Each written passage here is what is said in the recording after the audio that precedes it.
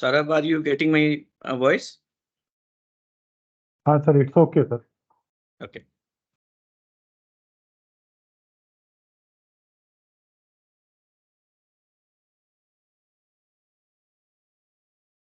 So we can wait for 2-3 minutes more. Also. Sure, sure.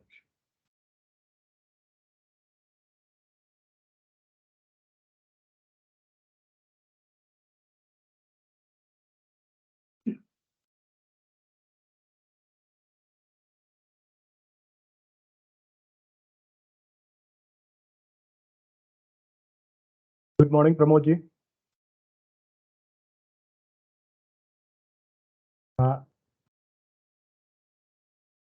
I think Pramod ji, your mic is mute.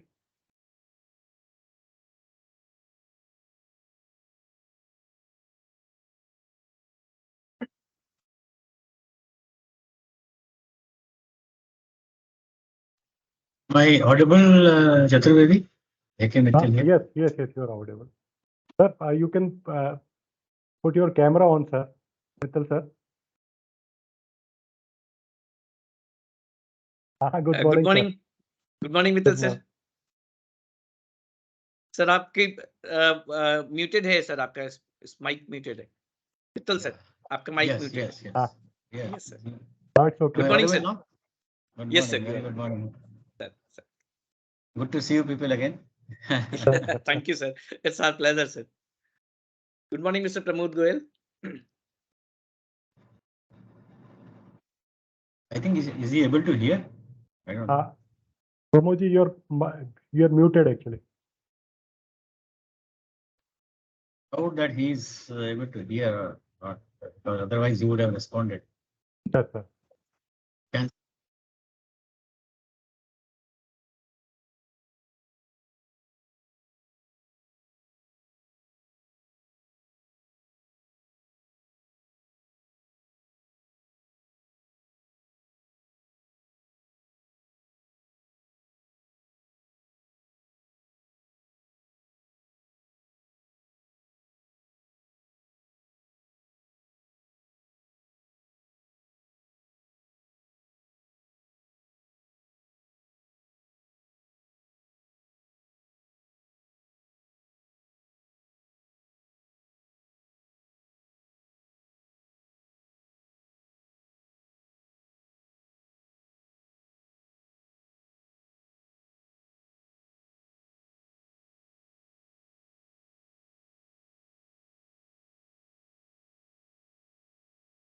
Good morning, everybody.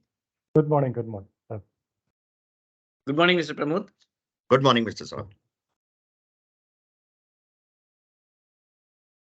I think Pawan Agrawal ji is also available. Pawan ji, you can unmute yourself and you can put your videos on.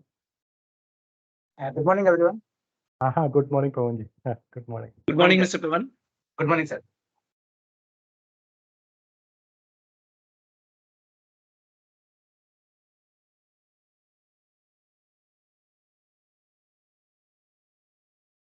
Sir, I think we can start now. I think 55 people have already joined. I think Right, they will be it will be increasing further, sir. Yeah. But today because yoga day also, so some people would be little might have spent mornings in yoga. You can start, please. So very good morning to everyone. I am Saurabh Chaturvedi, Director Infra Management in NTIPRIT. NTIPRIT, for those who do not know, this is National Telecommunication Institute for Policy Research, Innovation and Training. It's an Apex Telecom Training Center of the Government of India under Ministry of Communication and is one of the central training institutes in the country. This is situated in Ghaziabad, UP. I welcome you all in this webinar on digital communication infrastructure in buildings. Now, keeping in view the requirements of good and reliable digital connectivity inside the buildings, this webinar on digital communication infrastructure in buildings is very important and relevant topic in the present time. Shri Raju Sinha, DGN Head NTIPRIT, is not able to join this webinar due to some other important exigencies. But at the outset, I would like to thank him in absentia for his leadership and inspiration by which this webinar has come into shape. Now, next I welcome respected Shri Atul Sinha ji, DDG ICT and TAPRIT, for his inspiring presence in the webinar. He has guided us in each step while preparing for this webinar. Next, I welcome all the distinguished speakers of today's webinar. Shri Ajay Kumar Mittal, he is Advisor, Network System and Technology, TSDSI, and coincidentally, he is also the chairman of the committee who drafted the chapter on Information and Communication Enabled Installation in National Building Code 2016. And I welcome him, and he shall be delivering on Information and Communication Enabled Installation, the chapter itself. Next, I welcome Shri Pramod Goyal. He is Senior Vice President, 5G Shared Digital Infrastructure Solutions, IBUS Networks and Infrastructure Private Limited. He shall be delivering on neutral host 5G IBS, readiness, and way forward. So I welcome Shri Pramod Goyal in this webinar. Now, next, I welcome Shri Pawan Kumar Agrawal. He is Joint Advisor, Quality of Service, Telecom Regulatory Authority of India, TRAI, and he shall be delivering on ratings of buildings based on digital connectivity. So I welcome Shri Pawan Agrawal also. I also welcome all the participants of this webinar joining from different parts of the country. For this webinar, we have received registration from DOT Headquarters, LSAs, TEC, Telecom Engineering Center, TRAI, BSNL, TCIL, ITI, NTI-PRIT, various telecom associations such as DIPA and COAI, various telecom companies and academia. So I welcome everyone who has joined this webinar from different parts of the country. So it will be very exciting and interesting that many stakeholders are connected to discuss and deliberate on this very important topics. So now, with the starting, I'll request Shri Atul Sinha ji, DDG ICT and TAPRIT, to deliver the inaugural address and declare the webinar open. Shri Atul Sinha. Thank you, Saurabh. Thanks a lot. Good morning to the esteemed distinguished speakers, A.K. Mittal sir, Mr. Pramod Goyal, Mr. Pawan Agrawal, and all the participants. It's my utmost pleasure to welcome you all to this highly contemporary webinar on digital communication infrastructure in buildings. Today we have gathered here to delve into the crucial topic of enhancing digital connectivity within our built environment and unlocking the immense potential it holds for our society. Dear friends, as we witness the ever-increasing reliance on digital technologies, our buildings must evolve to become smart, connected ecosystems that seamlessly integrate the digital world into our daily lives.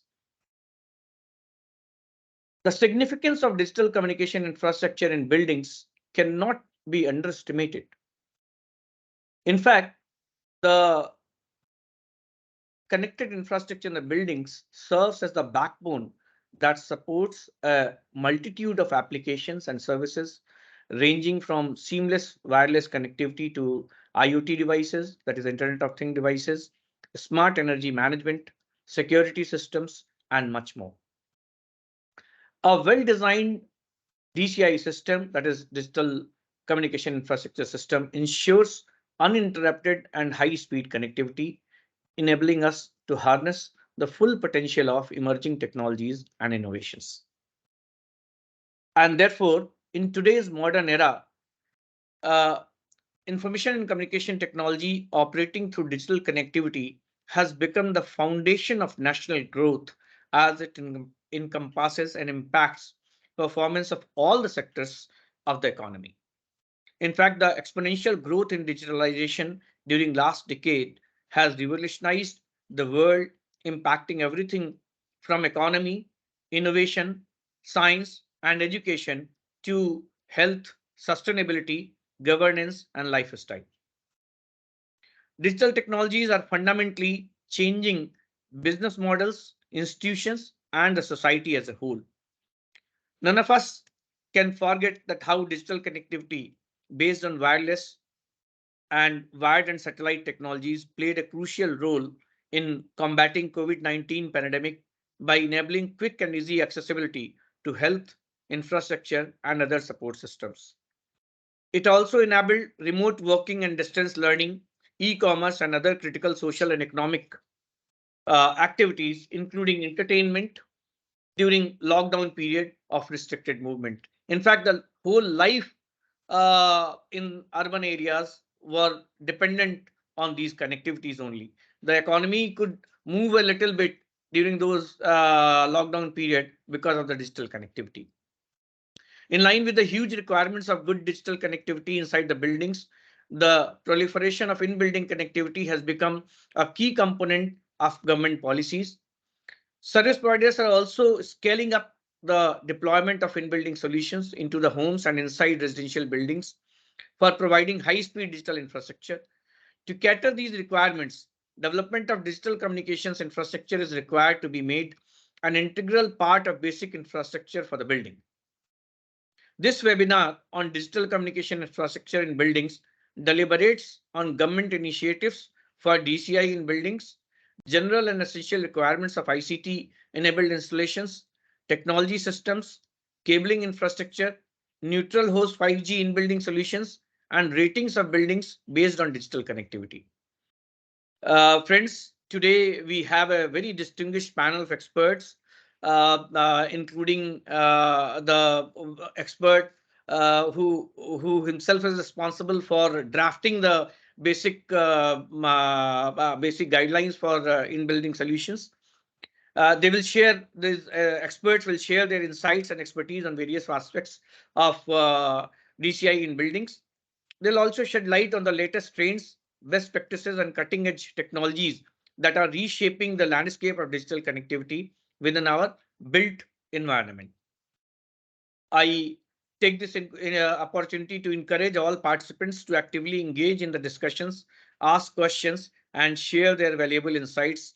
And let us try to make the most of this opportunity of availability of distinguished experts panel here to learn from each other, explore innovative solutions, and shape the future of digital communication infrastructure in buildings. Before I conclude, I would like to express my gratitude to our esteemed speakers and all the participants for their unwavering support in making this webinar a reality. I also would like to congratulate Saurabh Chaturvedi for taking initiative, for taking lead, and uh, requesting all the eminent speakers present here and making them assemble here for this webinar.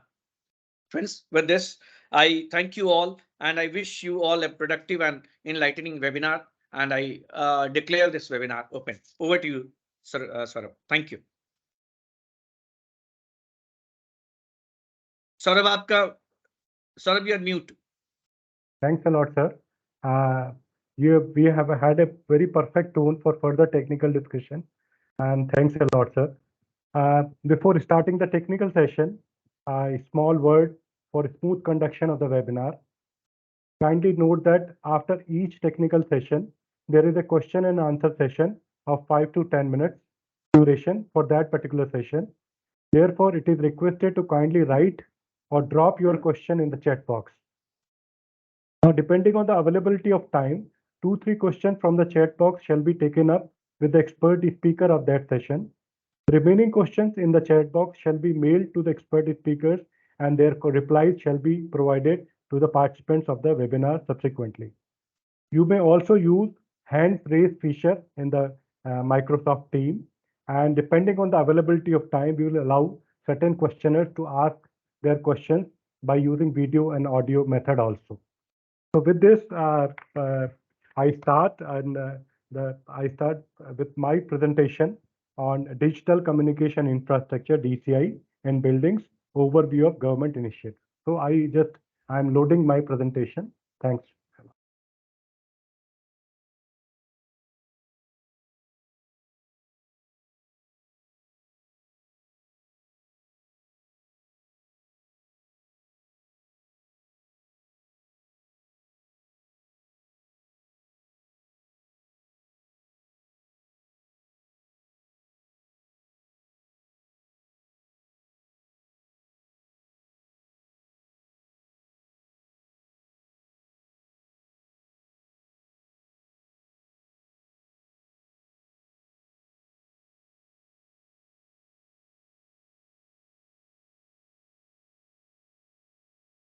Very good morning again. And this is about digital communication infrastructure, DCI and buildings, overview of government initiatives.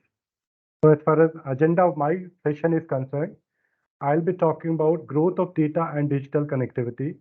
As you all know that there has been a tremendous growth in data during the last few years, and this has led that digital connectivity inside the building to become very, very important. So that will be the first point of discussion. Now, next, I will be talking about the overview of various government initiatives for DCI in buildings. Firstly, I will briefly talk about National Building Code that came in 2016.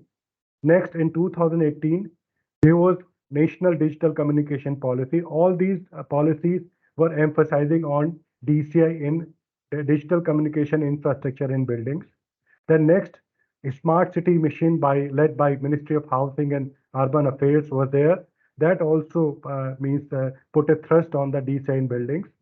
Then in Model Building Bylaws 2016, an addendum came in 2022, which again put a thrust on DCI in buildings.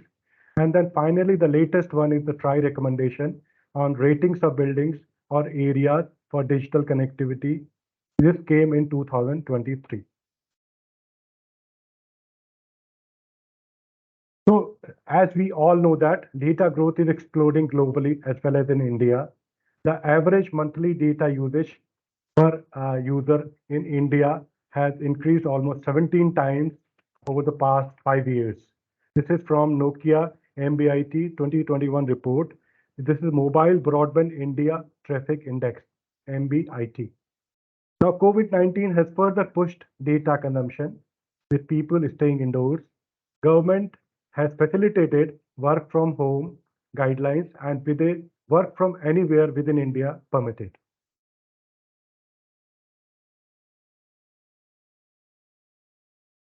Now, home consumption of data has therefore grown exponentially through 2020. It is estimated that almost 85% data traffic and 70% voice traffic is now generated indoors.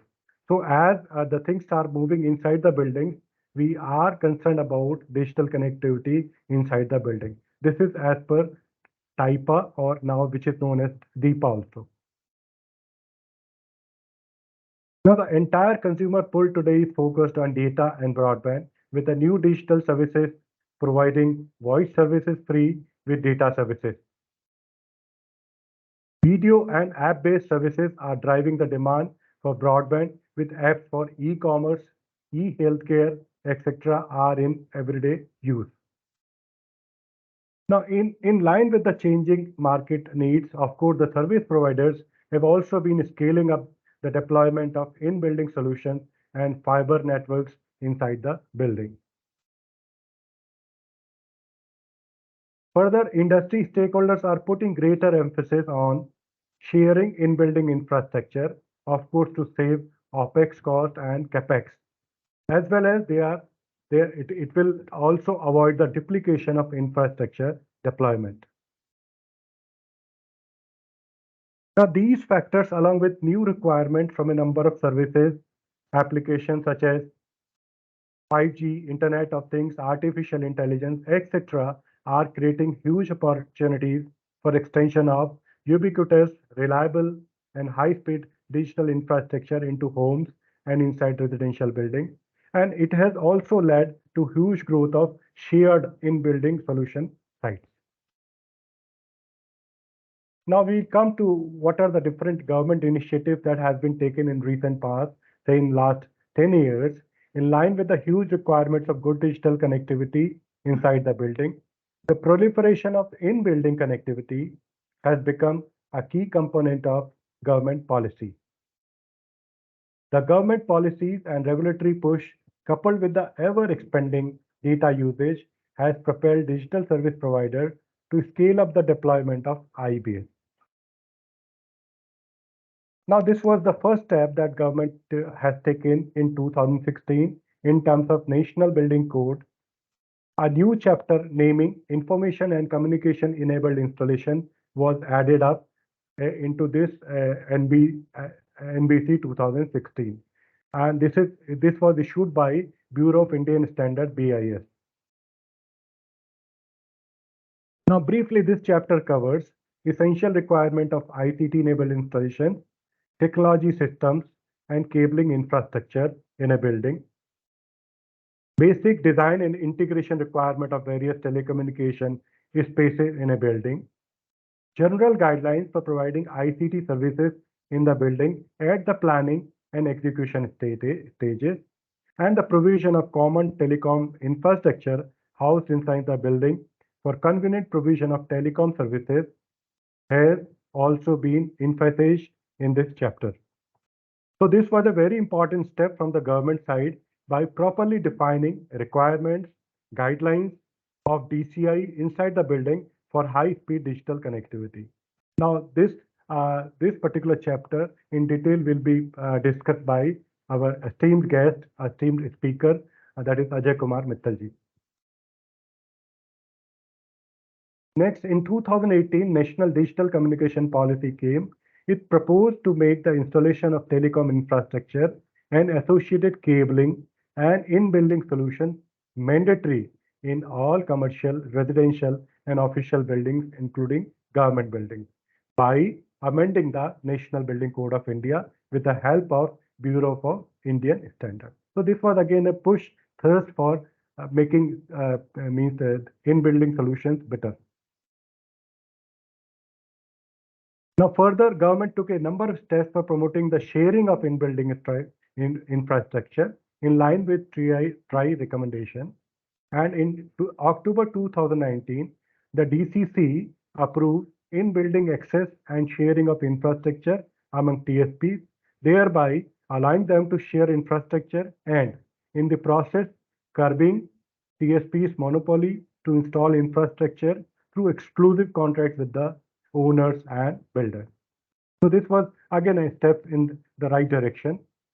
Again, in November 2019, the DOT issued an advisory to encourage all TSPs and IP1s to share their in-building infrastructure, such as systems, optical fibers, other cables, ducts and boosters, etc., on government premises and other public places, such as airports, railway stations, bus terminals, and hospitals. So this again led to sharing of in-building infrastructure. Now, making cities smarter, that was the piece from Ministry of Housing and Urban Affairs. This is popularly known as Smart Cities Mission, is another key driver that is encouraging the adoption of IBS and FTTX IP networks covering fiber and LAN cables inside the building. Since the success of this mission relies on underlying digital communication infrastructure, the cities identified under this program have mandated to install common infrastructure inside buildings to enable seamless connectivity. Of course, to this end, certain smart cities are collaborating with infrastructure providers to scale up the deployment of IBS and fiber networks. After this, it was an important step in terms of Model Building Bylaws 2016, that is in short known as MBBL 2016. An amendment came in this MBBL 2016, which is naming Provision for In-Building Solutions Digital Communication Infrastructure. This was issued by Town and Country Planning Organization, TCPO, Ministry of Housing and Urban Affairs in March 2022. Now, I'll briefly go what are the silent points of this addendum, which are helpful in providing the in-building solutions or digital communication infrastructure inside the building. Now, the first point is the buildings are to be constructed in such a way that they are digital infrastructure deployment ready or digital connectivity ready. There should be provision of telecom ducts, common pathways, runways to reach to the accessible part of the building. So these are the certain silent points of this particular addendum which was made in the MBBL 2016. Now, access to buildings as well as CTIs inside the building should be available on a fair, transparent, and non-discriminatory manner to all service providers and IP1s, and service providers IP1 should have unrestricted access for maintenance work. So this was again a very important point inside the MBBL. While preparing the building plans, there is a need to mandate to have properly demarcated sections within the buildings and on rooftops for housing broadband, digital connectivity infrastructure, antenna, etc. These areas should have access to power supply for reliable and always on services. Some other silent point of this addendum were the permission to in-building access and or CTI facility inside the building should not be seen as a source of revenue generation for builders or RWAs, but it should be treated as a means for facilitating penetration of broadband access and thereby helping in socio-economic growth of all the residents. It also said that charges such as rentals or power rates levied to CSPs and IPs should be fair, transparent, and non-discriminatory and should be on a residential rate only. It also talked about that digital readiness rating of the building or society should be there in line with the green rating shall be created with the help of some standardized parameters.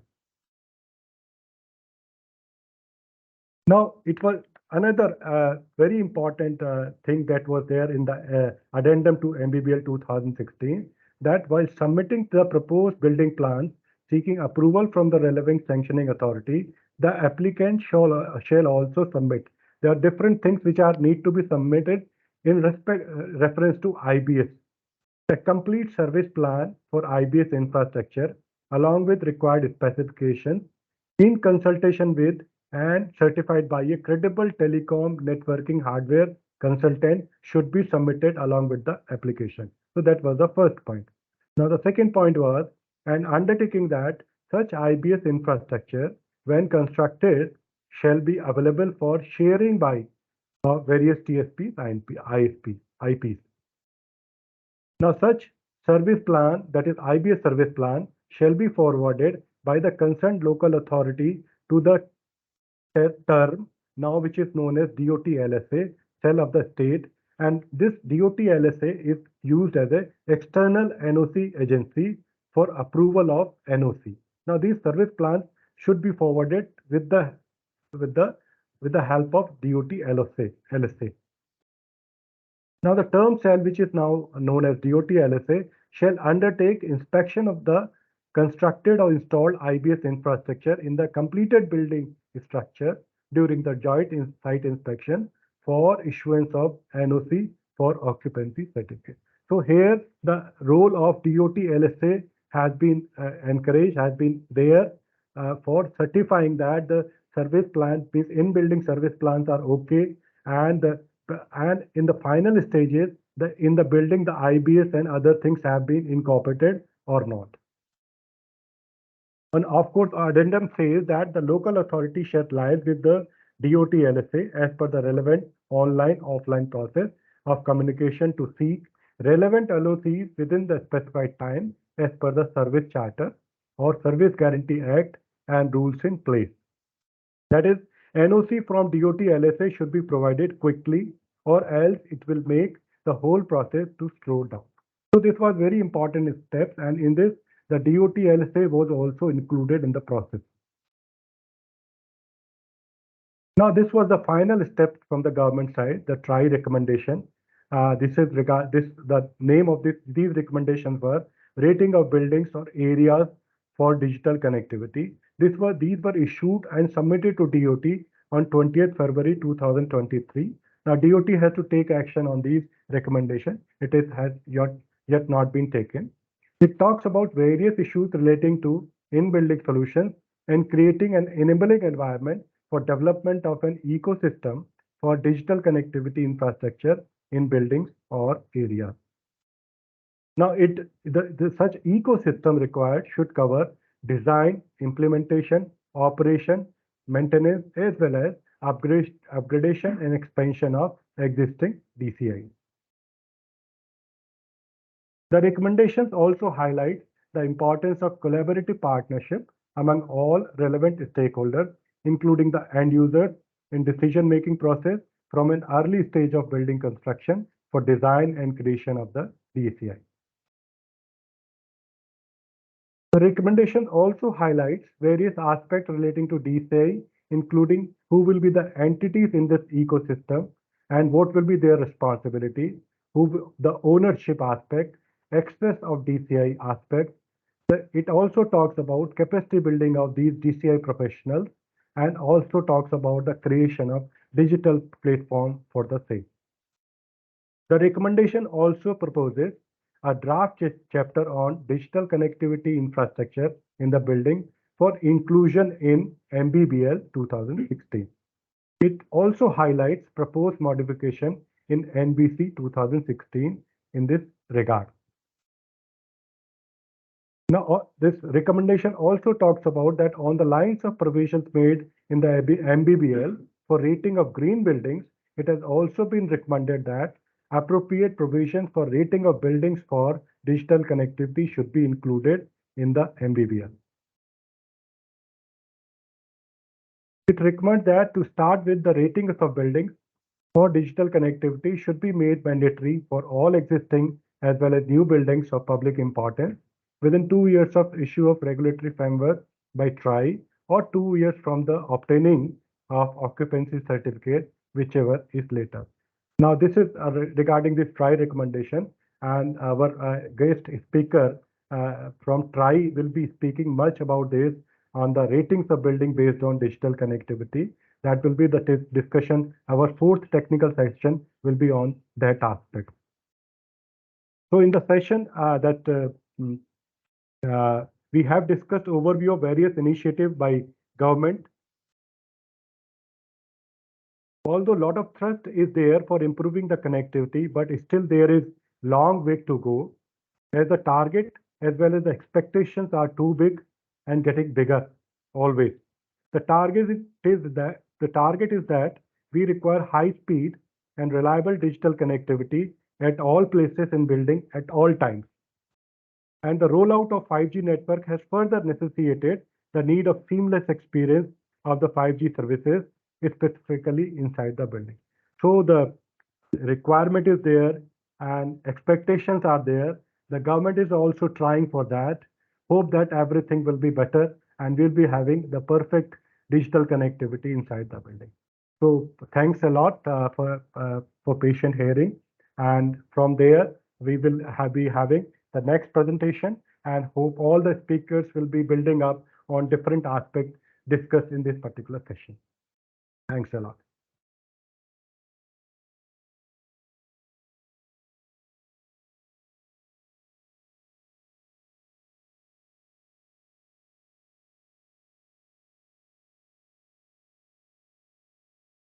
So before I continue with the next presentation, we have already welcomed Mittal sir. Mittal sir, you are muted. Kindly unmute yourself. So just brief about the Sri A.K. Mittal ji.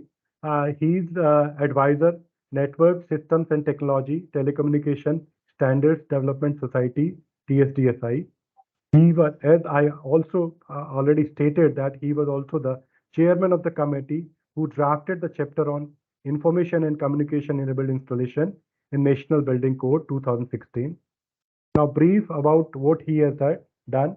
He did his graduation in Electronics and Communication Engineering in 1976 from IIT Roorkee. He also holds a diploma in management. He has a career of over 47 years in the field of telecommunication.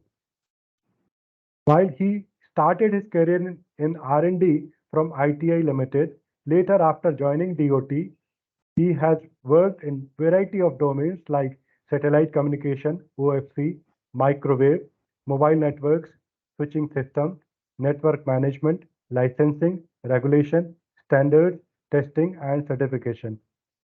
He has headed the Telecom Engineering Center, TEC, the technology arm of DOT. He has represented the Government of India in various bilateral and multilateral international meetings.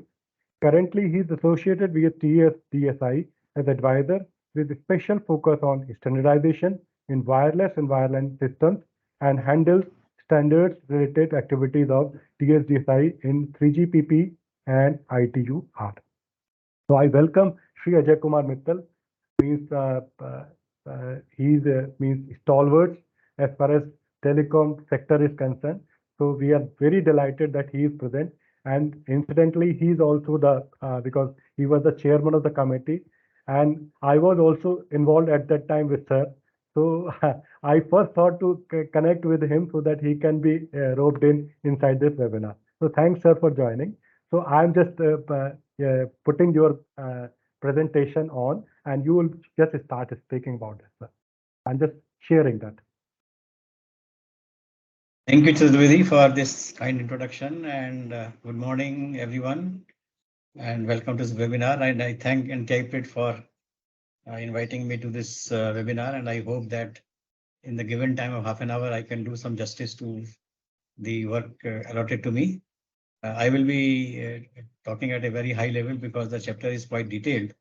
So let's start. So next slide, please.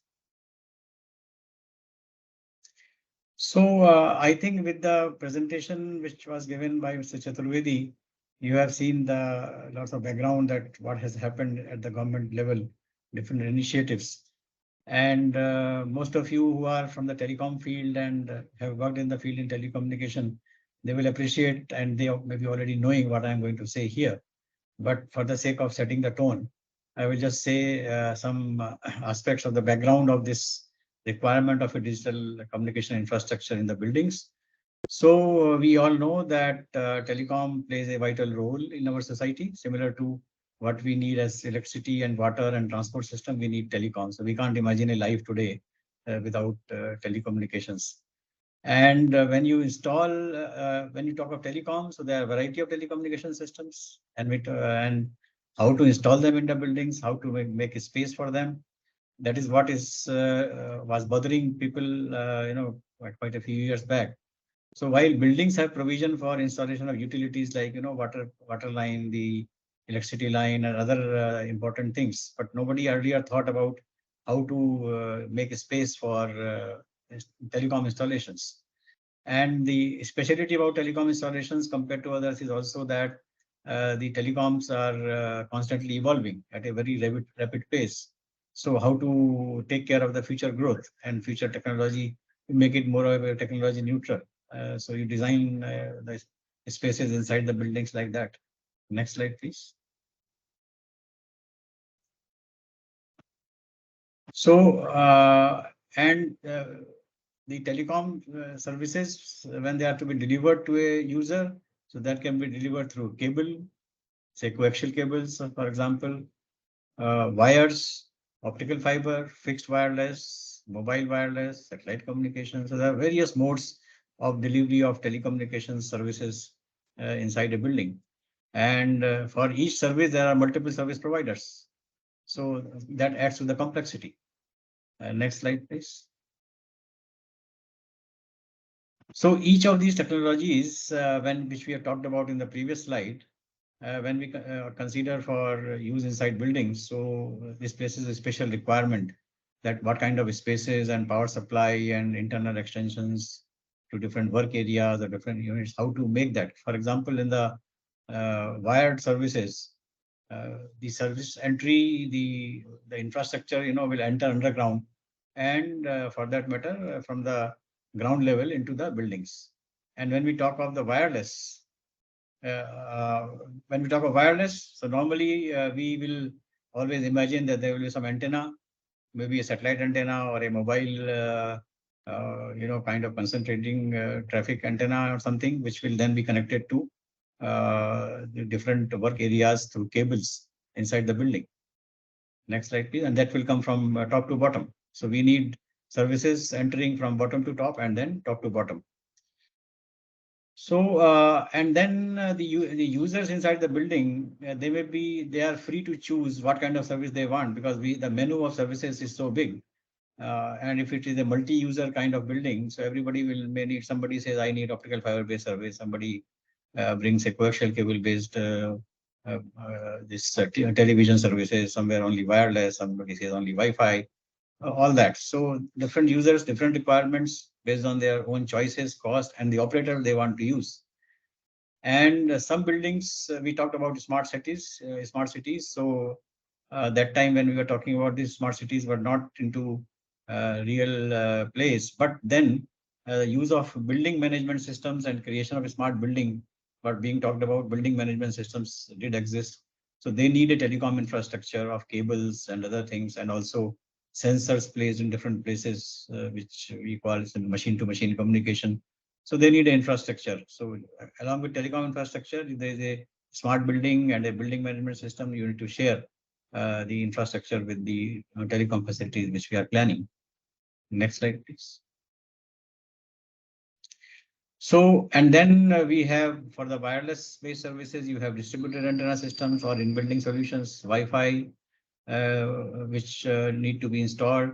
And if they are not planned in advance, so you have to break the buildings and do lots of, and people don't like, the owners don't like that their building should be disturbed or something. And so when we talk about so many services and so many choices being available, so so what we need is that buildings and campuses, they should be responsive to this ever increasing and ever wide variety of services. And they should be responsive that, okay, whatever comes, there is a place in the buildings to accommodate all those services and deliver it to the end user. Next, sorry, please. So for doing all this, there is definitely a need to earmark some spaces dedicated for telecommunication installations. There will be some equipment to be installed, entry point of service, running of cables. So we need to, if it's a multi-story building, you have to run shafts, then conduits inside the walls, and reach up to the workspaces, maybe through the corridors or whatever is the building structure. And then when you take the cables across the building or upside into the building, so you need cable pathways, cable trays, and so many other, cable connectivity infrastructure. And that should be flexible enough for future growth and for variety of cables to be installed. Next slide. So before going into this slide, so all these things actually, when we were in DOT, they were bothering us that, okay, how to actually make it known to the people that they should make this provisions in the buildings. And we knew that the National Building Code is something which, if it can prescribe or mention this, and then the local bodies adopt those recommendations of the NBC, probably then gradually these digital communication infrastructure facilities will gradually creep into the new buildings and upgraded buildings. So while we were thinking that, and also the disputes among the operators were coming, that monopolistic right, as was touched in the previous slide, that either the people are not allowing the IBS infrastructure or other infrastructure installed in the buildings, or they were charging too high, or if an operator gets access, then there is a monopolistic practice.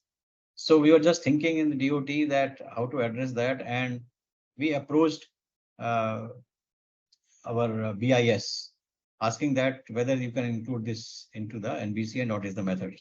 So they said, yes, we are right nowadays revising the National Building Code. So why don't you take initiative and provide us some material? So that is how this committee was made, a sectional committee on this information and communication enabled installations. That committee, we asked various stakeholders, many of them joined, and then we produced this chapter. And so actually we started working on this somewhere late 2013 or early 2014. The chapter was ready within say 1 year or so, and the code was published in 2016, because after the chapter was made, the entire NBC was put to public consultation and all. It also takes some time. So actually whatever we have done is pertains to what was the technological situation in year 2013-14. And since then, lots of new things have happened, lots of new experiences have happened. And we see that TRI has gone into the rating of buildings.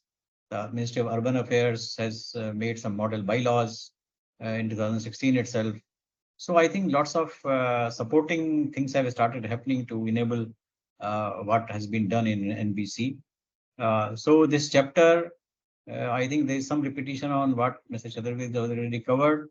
that NBC, this chapter covers the essential requirements for information communication enabled installation. That means how to create a digital communication infrastructure within the buildings and campuses where multiple buildings are available, etc. So it also covers the basic design, that how big should be the shafts, or how big should be the, where they should be installed, how they should accommodate the future development, and what should be the components and passive connectivity hardware should be supported. Next slide, please. Then general requirements of different communication equipment, cable terminations, power connections, and other general guidelines. And also a chapter on basic requirements applicable to all residential and other buildings. When we say other buildings, I will be just cautious here by saying that normally the data centers or buildings, especially dedicated to telecommunications itself, they will have their own designs and own requirements. So here we are normally covering the buildings which are the user of telecommunication services, not the providers of telecom service or the data centers. So they are excluded. It is, I think, specifically mentioned in the NBC somewhere. Next slide, please. Now, so there are two possibilities, that there is a single owner for a building, and so they have their own IT system, the building management system, their IT spaces, CCTV and others. So the infrastructure can be easily shared for their in-building, their own BMS and other IT services, and also the telecom services. But when there is a shared infrastructure, multiple users in a building or a campus, then maybe there may be something which can be common. There may be something which has to be separate spaces. So all that has been addressed in the NBC. Next slide, please. So coming from this background and basic provisions of NBC, so the two main aspects of NBC are defining and detailing about telecom spaces, and also the connectivity infrastructure, which may be intra-building and inter-building. Next, please. So these are some names which have been given to the spaces to because when these things become law, so there should be some standard names to be given. So these are the names which have been given. They can be called in different. They may be called by different names by the operators or users. But for the purpose of a book or for a bylaw, these are the names which were suggested, and they are part of the NBC. One is the entrance facility. So people who work in telecom, they know that wherever the cable enters inside a building, so there has to be a termination point and a cross connect to take the cable, the wires or whatever is contained in the cable to different parts of that building or that equipment. So this is the entrance facility, and there can be a cross connect which will be co-located, or it can be in a different place. We extend the cable to a cross connect. So that depends on the local situation. And equipment room, and we are talking of equipment room where actually the buildings are large and maybe a big complex where people will want to install a first level of the service providers want to install a first level of telecommunication equipment, from where, for example, if it's the optical fiber, they can install a bigger OLT there, and then from there they can further distribute into different parts of the campus. So this is one example. There can be other things. So equipment room is, if required, it can be environmentally controlled, and space that usually houses equipment of higher complexity, and where ingress and outgress of different bandwidths and different services happens, and it is more complex than telecommunication room, which is defined in the next slide. And also because the service is being delivered only through this ER, so there may be a intermediate cross connect for distribution in the building. Next slide, please.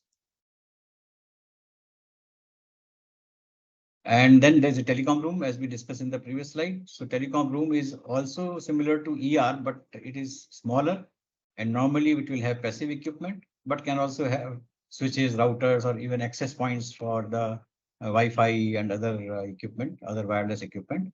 And normally it is envisaged that every floor of the building shall have a small TR, telecom room, or a TE. So TE is still a next level, a smaller entity, So in the ER we are introducing TR, and in the TR we are introducing T, because T is miniaturized version of TR. Can we go to the next slide, please? So it also houses same kind of passive equipment or some equipment, but normally it will be wall mounted.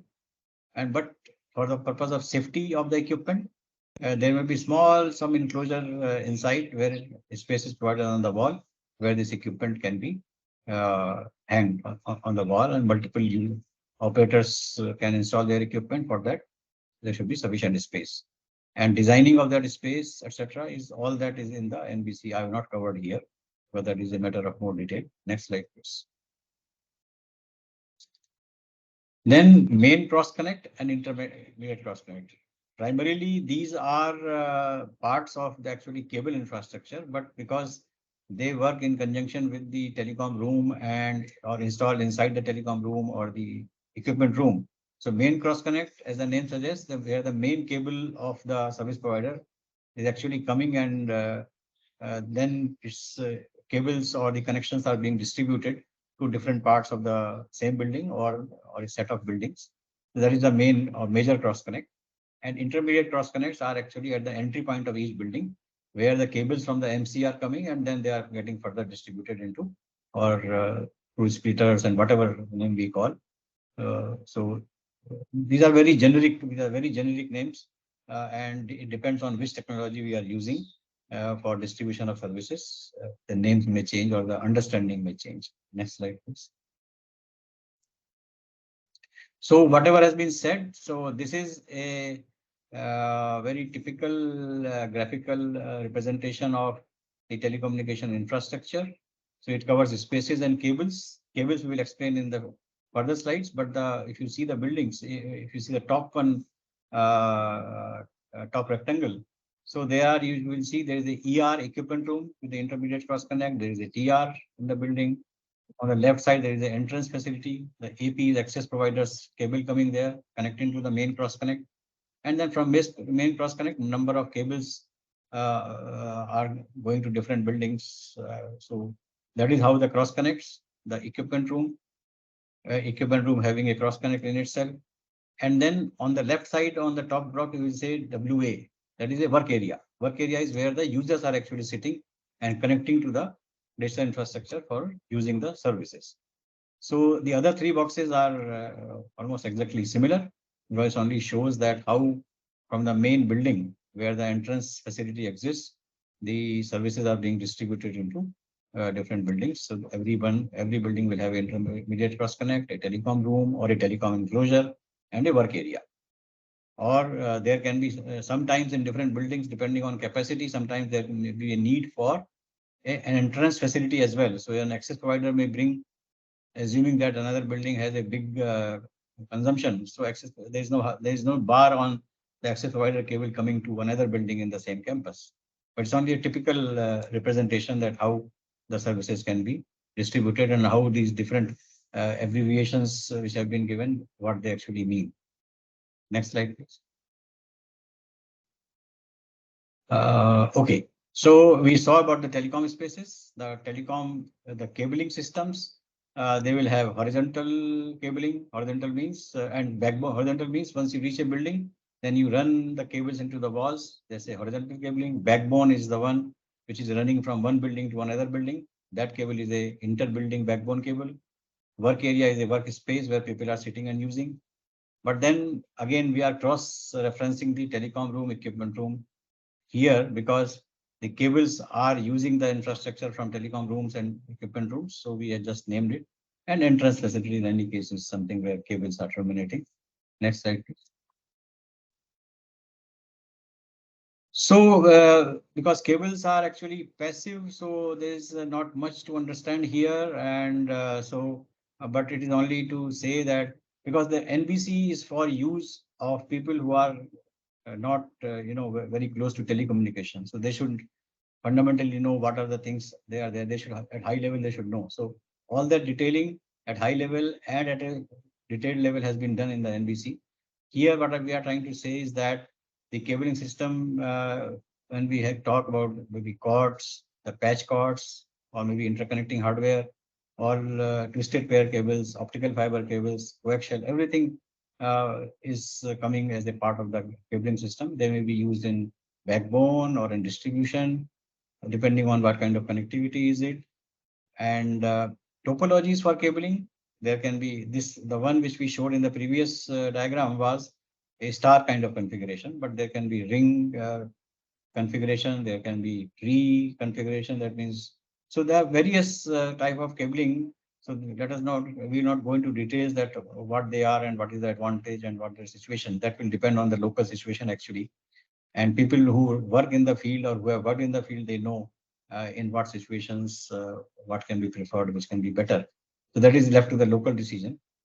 And we know that the wires are actually most in the workspaces from your tabletop to the point where the services are getting, ingressed or that is the point, concentration point to the workspace. There are maximum number of cables, and wireless systems are also there. So these wireless systems ultimately connect to some system or access point through cables. So even a wireless system is there, we can't get rid of cables for a foreseeable future. Cables will always remain.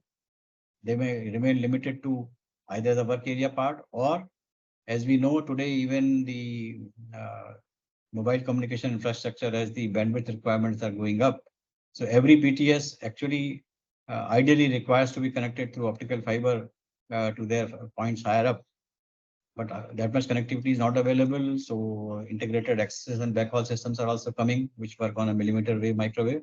But there is a need for cables actually to serve higher and higher bandwidths. So I think in the foreseeable future, wireless plus cable will work together. So we need to take into account that when we are designing the spaces. Next slide, please. We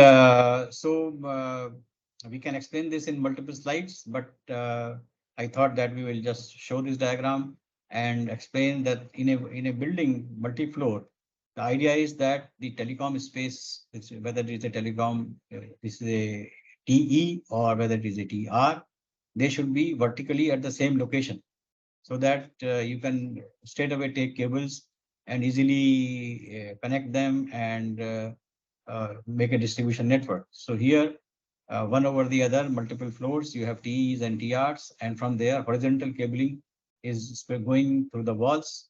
If it is an existing building, normally it will run on the wall, and in a new building, as a part of the design guidelines, there can be internal conduits which are already laid, as we do for electricity in our houses. When we make our houses, we make conduits for running the electrical cables and wires. So similar connectivity, horizontal cabling connectivity will run through into different rooms or work areas.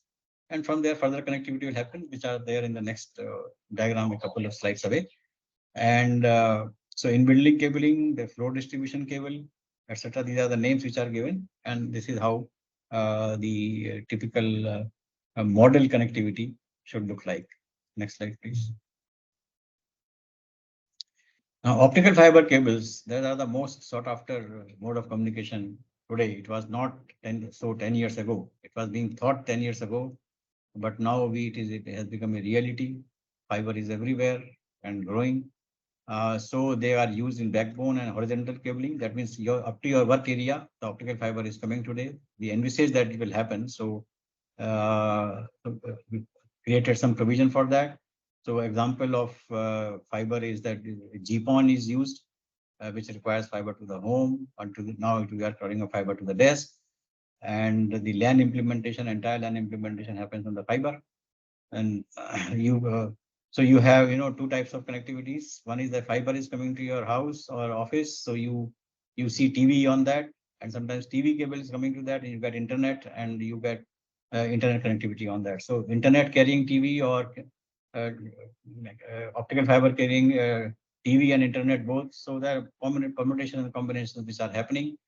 And we know the advantages of fiber. I will not go into the point number 2. We know the advantage of fiber, how it is better than the normal wired cable. Next slide, please. Well, it is important to know people who have not dealt in the optical fiber system, there's a single mode or multi-mode. Single mode is a costlier fiber, multi-mode is less costly, and for smaller distances, multi-mode fiber is good, it is cheaper. So normally within the building campuses, multi-mode fiber will be mostly found, and they are found in the bundles of 6, 12, 24, 48, 96, and it is going up with time. It is going up, and we have hundreds of pairs of fibers now inside a optical fiber cable. Next slide, please. But in different parts of the building for distribution and for backbone, different kinds of capacity will be required. And we know Ethernet, ultimately Ethernet is carried over fiber, but also in the last mile, sometimes you will have Cat5, Cat6, Cat7 or Cat8 cable distribution, which will be working. So that is a different design itself. But just to mention for the building owners or for the building designers, that provision for such kind of cables may also exist in the distribution part. Next slide, please. So wireless systems, we know wireless systems, we have become very much aware now with time. There are the wireless LAN or access points, Wi-Fi access points, distributed antenna systems or in-building solutions, wireless repeaters for boosting the signal. So in-building solutions are the one which are now coming in variety of ways. Today we have a talk on the 5G IBS from Mr. Goel, if I understand correctly. So we will know more about it. Next slide, please. So this is the last user area. So up to the point we was talking about how to reach inside the building, and then then finally we reach the work area where the user is there. And so work areas can be rooms, there can be open spaces, there can be spaces which are, very dynamic. Today office structure is maybe some kind of desks, or sometimes the cabins or cubicles are there. Then you change the structure of cubicles, you are put in a different way. So there's a very open open office kind of structure which we have today in the buildings. So we need to take care of the work areas which are fixed type, work areas which are very dynamic and open type of offices, and they require different types of configurations and flexibility. So next slide, please. So these are the two slides which show the possible cable distribution or the service distribution. One is that from the telecom room on that floor, from the cross connect, for each user, there is a different plug and socket or a cable coming. Maybe, for example, RJ45 or other kind of LAN cables. They will come for each user and you plug in and use it. That is one. That means the number of cables are running up to the cross connect. That means from the telecom room to each room. And next slide, please. Another is, you see the box in the middle, the cables from the work area, they are, there is a connecting hardware where it is consolidated. And then instead of multiple cables, maybe a single cable or much less number of cables, they go into the TR and connect to the cross connect. And the second one actually provides more flexibility, because here you can move around the user terminals in different places, and these cables can be lying underground or under the floor or under the carpet. And whenever you change the structure of the office, you can easily move these cables and then connect to the systems. Next, please. So what we have covered is a very high level, and at a detailed level, many other things are covered, and some of them I'm mentioning here. It covers how to take care of the environment, how to locate the equipment rooms and the TRs and TEs, their lighting requirements, the power supply, for example, uninterrupted power supply for the active equipment, and how it should be provided, how it should be designed, and accessibility to those rooms, how secure and safe those equipment should be, and how fire safety, I think there is a S missing here. So how the fire safety is should be taken care in the telecom rooms and telecom closures or telecom or equipment rooms, that is also covered. And size of rooms, there's a thumb rule calculations given that how to calculate the size of a equipment room or a TR or a telecom enclosure. There's some formula given, there's number size of the building, the expected total number of users, future growth. So that is given, types of cables, their capacity and what are their laying requirements, and how to select a particular type of cable, and how those cables, where they should be running in a sleeve or in a conduit or on a cable trays, how they should be tied, all physical instructions mostly, and determination of size of the rooms and enclosures and future growth, I just covered earlier also, and how the cables which have a shield, how they should be earthed, this is also covered. There may be many more things which are there, but these are to highlight that NBC has tried to cover, as we knew at that time, most of the things. And now this, for your information, this committee has been reconstituted, and I continue to be the chair of that. And now we are planning to revise this chapter based on experience of these 10 years, the technological growth of these 10 years. And we will invite more stakeholders into this committee now shortly.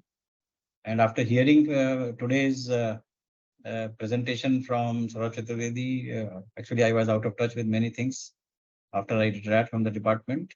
I kept a watch on these things, but the developments in the Ministry of Housing and Urban Development and the TRAI, I think we will take into account those bylaws and the suggestions of TRAI, and also involve a lot of stakeholders. So we'll invite the stakeholders to join that committee. I think this is the last one, Chaturvedi. Yeah. Thank you very much. And I can be contacted at this email ID for providing any inputs, and if you want to join that committee. Thank you very much. Thank you for patient hearing. Thanks a lot, sir. It was very informative session, and you talked about essential and general requirement of ICT installation, cabling infrastructure, and also you talked about various telecom spaces. And sometimes we not be knowing what its name is. So I am very thankful to A.K. Mittal sir for such a wonderful presentation. And sir, we have certain questions. One or two questions, let me answer. The power charges have to be paid as per residential rates, which was recommended. How can this be implemented for IBS infra being installed in commercial buildings, that is malls, IT parks, hotels, etc.? But actually, the point that I highlighted during my presentation, it was that the rate should be fair, transparent, and non-discriminatory. Of course, the main issue comes when we talk about these solutions in the residential buildings. So it has been meant for that. Of course, I think in the malls and IT parks and hotels, the non-discriminatory and transparent rates would be the commercial rates that the mall is paying. So I think that it was a suggestive measure, basically targeting the residential buildings. Sir. One more question is there.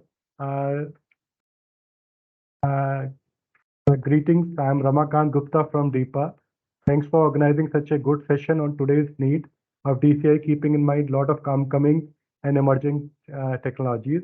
MBBL 2016 addendum guidelines by Mahua is already in place, which is very welcome step, but still there are very few states UTs who have notified implemented this on ground. How to make sure all state UTs notify these guidelines early as possible? Thanks. So you are right that this MBBL 2016 addendum has been issued in 2022, and as far as I know, I'm in a committee in DOT, and I know that some 6 to 7 states have implemented these addendum, and that they have issued means office memorandum incorporating those addendum also. But actually, DOT is also pushing with all states, and hopefully in the near future we'll be having more states coming up and adopting this addendum of Mahua that has been discussed. So a lot of push has been there from DOT side that all states should come up with this addition of the addendum. So that is my reply. And one more question is there regarding the rating of the building. That I hope that the speaker from TRI who will be dealing with the ratings of the building, he will be able to answer. I am keeping that in a standby mode, this question, and I'll be asking from the officer from the TRI regarding this particular question. This was regarding means ratings and how it has been implemented, and it is implemented for new projects or existing also. All these things I think he'll be able to tell in a much better manner. So I'm keeping this on a standby. Then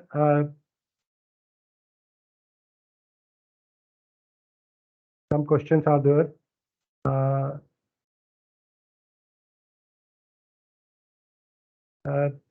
Mittal sir, are you available, sir? Your mic is off, sir. Yes, I am here. Sir, there is a question, if you can answer. First, Mr. Mittal and Mr. Chaturvedi, thanks for the nice presentation. Lately, security is also being integrated into telecommunication infrastructure in the building. How do you see the potential impact of cyber threat on this integrated facility in near future? So if you would like to mean security aspect, sir, if you can answer, sir. Yes. Yeah.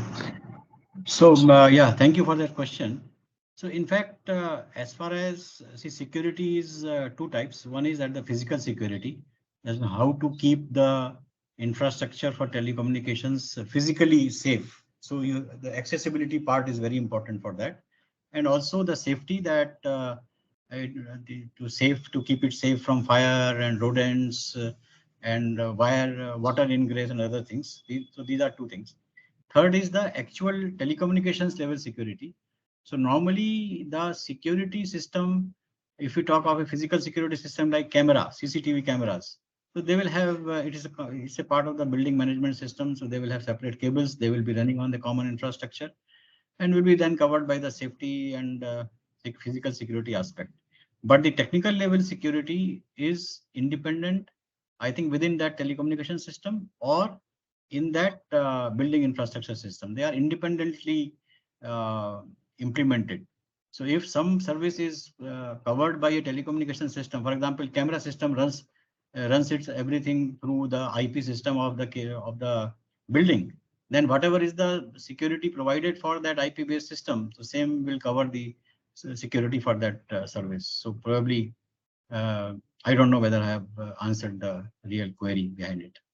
Thank you.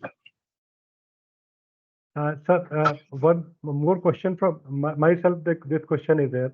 NBC, I think, sir, is not mandatory to states, sir. It is just guidelines for the states to be included in their building construction activity. Yeah. So see what happens that the designers of the telecom system will be the real experts who will actually integrate the telecom systems into in the building management system and other things. But these are the guidelines how to lay the infrastructure in a building. So this part is only covering the physical safety and security, but technical safety and security, the telecom designers have to take care as per the if there are some security standards for particular service and all that, they should take care, or a normal IP level security or network level security, whatever they want to do, they have to implement that. Sure. Thank you. Sir, there is another question in the chat box. Of course, it is for me. LSA had been assigned the role of certification of the buildings with regard to its telecom infra readiness. A proper TSTP for the LSA is needed for certification.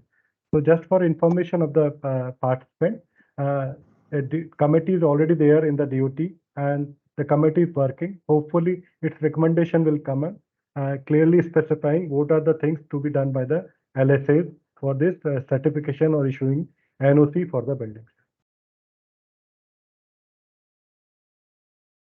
Just I'm looking at some more questions, sir. Sir, this is a question for you. What will happen if duct and cable routes not provided by builders? Then can it be built by the service provider? In that case, who will bear the cost? Yeah, I think bearing the cost is something which we will not cover, but this is subject to negotiation between the owner of the building and the telecom service provider. And that how to nobody can force the owner, to agree to a particular cost. But government can only give a guideline, whatever the this national telecom policy or the digital communication policy says, or the bylaws of the local authority, whether they are done on the model bylaws from the Ministry of Housing or their own bylaws, whatever they prescribe. So under the law, whatever is owner is required to do, he will do. But beyond that, it may be a question of negotiation between the TSP and the building owner. Thank you. Okay, sir. Thanks. One more question is there. Since the authority sanctioning the building plans and layouts don't have the expertise to design or check the specification of IBS, therefore, can there be some consultant for vetting the drawings of giving NOC that, for example, green buildings is LEED or GREHA, etc. So, just answering your question, of course, the recommendation from TRI has been given to DOT. Now, still that recommendations are to be accepted, the orders are to be issued from DOT. But of course, there is a TRI has suggested to hire or to build up or to provide capacity building of these kind of telecom consultant who can visit the facilities and provide NOC for that particular facility also regarding IBS, etc. So that is again in the process because to 2022 only the addendum came and 23 the recommendation has come from TRI. Hopefully that some orders and some streamlining would be there in the future.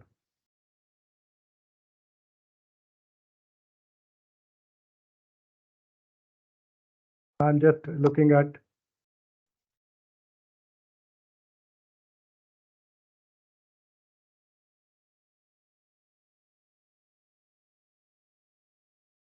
some suggestion. It may be appropriate to conduct such seminar workshop for urban development authorities of state governments to take them on board with the guidelines of Mahua.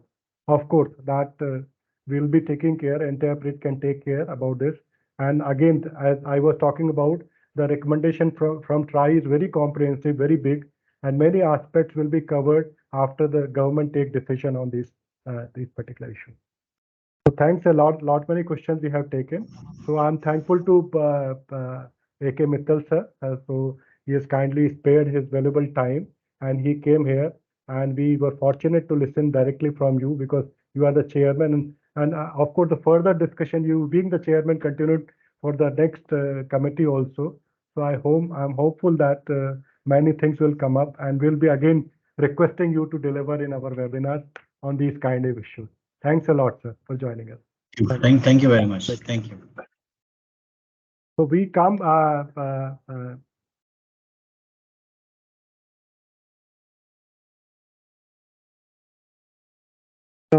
our next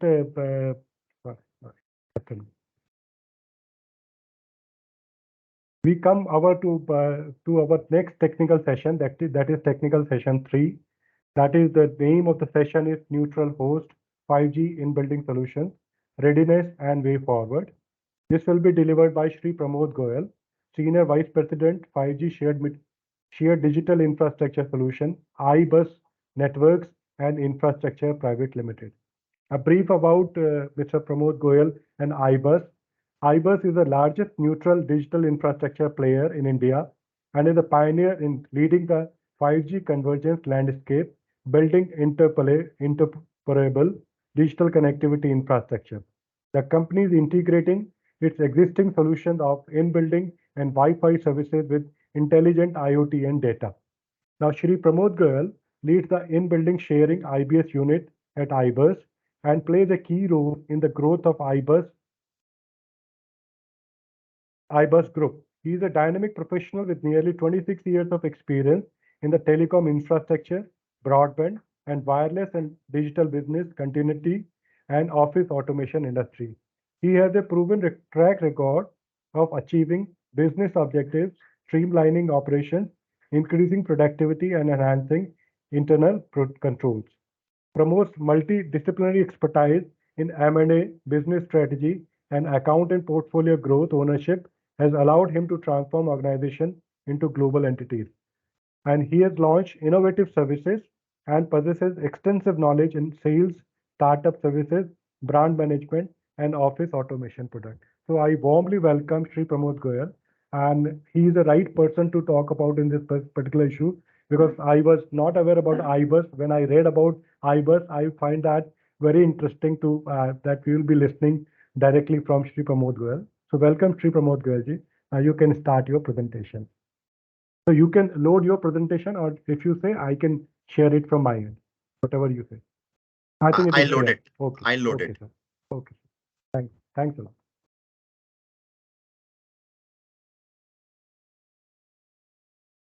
So you are audible, and video is also coming. Yeah. So thank you, the learned guest, and thanks for this warm introduction. And thanks to NTI, Mr. Saurabh, Mr. Mittal, for inviting us to speak about it. And this couldn't have come at the most challenging time when, we have just launched or we have just allocated 5G spectrums. Operators are in the process to upgrade their outdoor followed by indoor. And this is a challenging time. What has also created is it has created a sort of a level playing field for all operators now.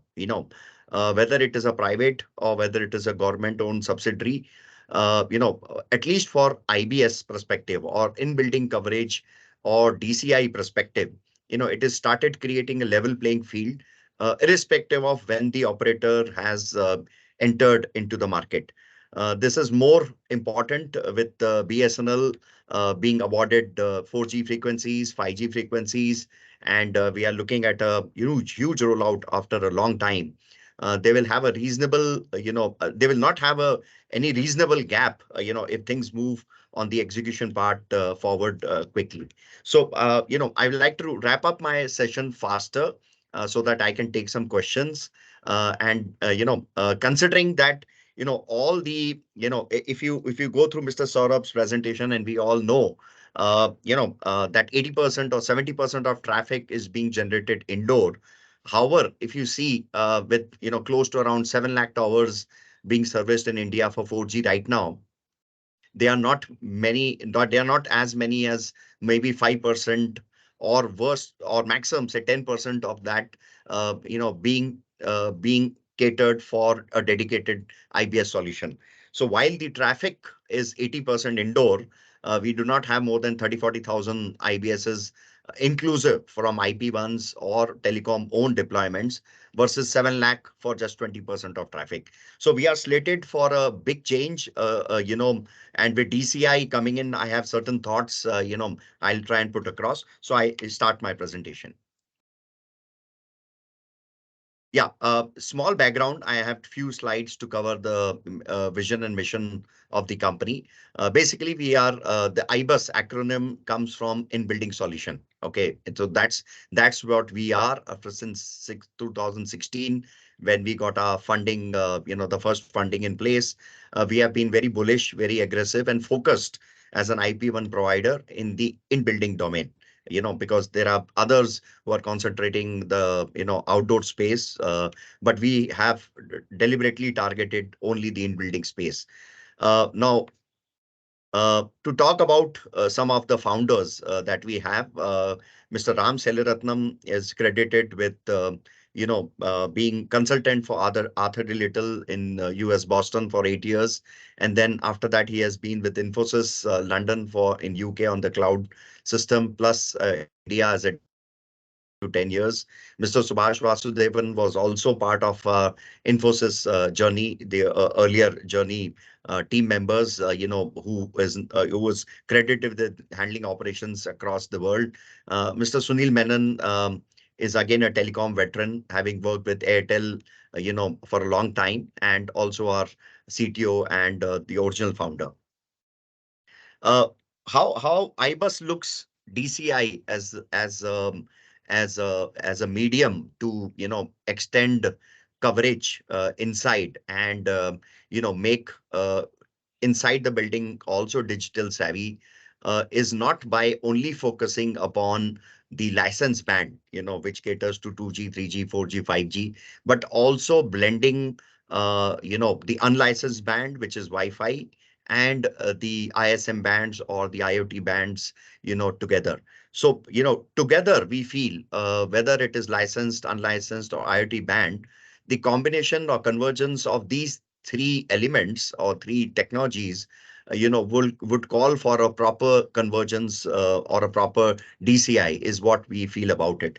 And therefore, that the core team that is handling, working towards meeting PM's vision of digital India, is through the core team that is being shared over here with Mr. GD Singh as CEO Mobility. I'm handling the consumer and enterprise, the mobility segment, and Mr. Johnny Kutti handling the government and PSU segments to push in the IBS solutions. Then we have the Wi-Fi team.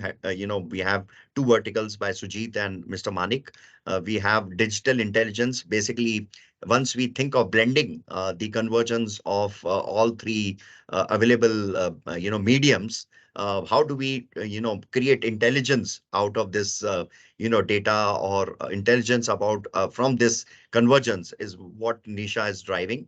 And Gaurav has recently joined us to support on the IoT initiatives, which will begin on ISM bands, and soon possibly 5G use cases will blend along with the ISM bands which are available. So in a short covering what we do towards digital convergence or DCI is not limited to only IBS. We are into IBS, IoT, Wi-Fi, and data analytics. So all the three protocols that are available. The idea is to converge all the thing, because there are interdependency, of each of these protocols. Sometimes, to have a zero, downtime in any of the sites.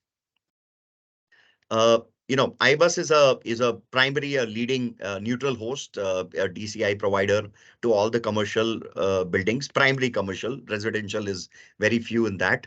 We have a base of over 1.5K projects now running. This also includes some of the leading 5-star hotel brands where we service them not only with DAS but also with managed Wi-Fi solutions. And we are aspiring to bring in or extend our learnings into the some of the global companies that we are engaging with or we plan to acquire and increase our portfolio significantly. These are the diverse industries that are getting impacted with DCI, and with 5G now coming in, all of these categories, whether it is malls, tech hubs, public transport, education, hospitality, healthcare, public healthcare, and airports, will be facilitated with DCI. Now, what is IBUS? What is IBUS in building solution? Basically, it's a means to propagate signals, through a distributed antenna. It can be a passive or it can be a hybrid, solution. Now, all of these combinations depends upon, various factors in terms of area, in terms of traffic, in terms of length of the building, vertically, horizontally, and then we decide upon, which is the best suited model. However, the most prevalent model is the passive model right now.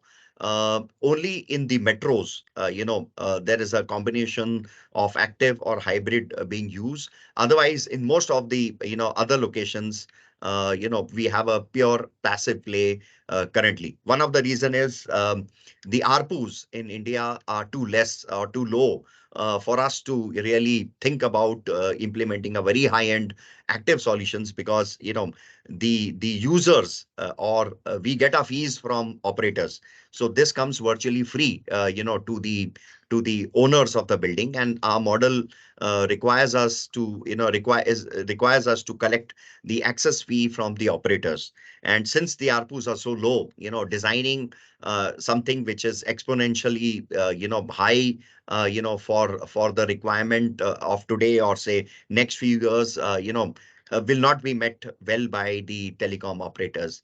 The way process we work is we have a MSA, like tower industry has the MSA. We have the MSA with the telecom operators for IBS. It is not, basically it's a amortization of basically capex over a 5 year or a 10 year lock-in period, as the case will be. We equip buildings with 5G ready infrastructure. So soon after PM's announcement and allocation of 5G spectrum in August 22, I guess we geared ourselves to, to work with vendors to, start manufacturing for us, couplers, splitters, antennas, which can support, 700 megahertz to 4000 megahertz band. So going forward, since September, October onwards, whatever are the new DCI or whatever the new neutral host that we are deploying will be or are being ensured that they are 5G ready. How this is being done is there is a systematic engineering involved in making an IBS. Unlike tower, which is more of a brick and mortar sort of a product, and based on the lat long or search rings given by the operator, an IP1 goes ahead and acquires the site. IBS is more complicated. There is a special tool in building solution, IB Wave tool. Basically, that is used. The CAD designs are uploaded into the IP Wave software, and the highest band, we're currently being 3300 megahertz for the 5G, is being used to, propagate the signals, based on the cables, based on the partitions, based on the wall, exterior, interior walls.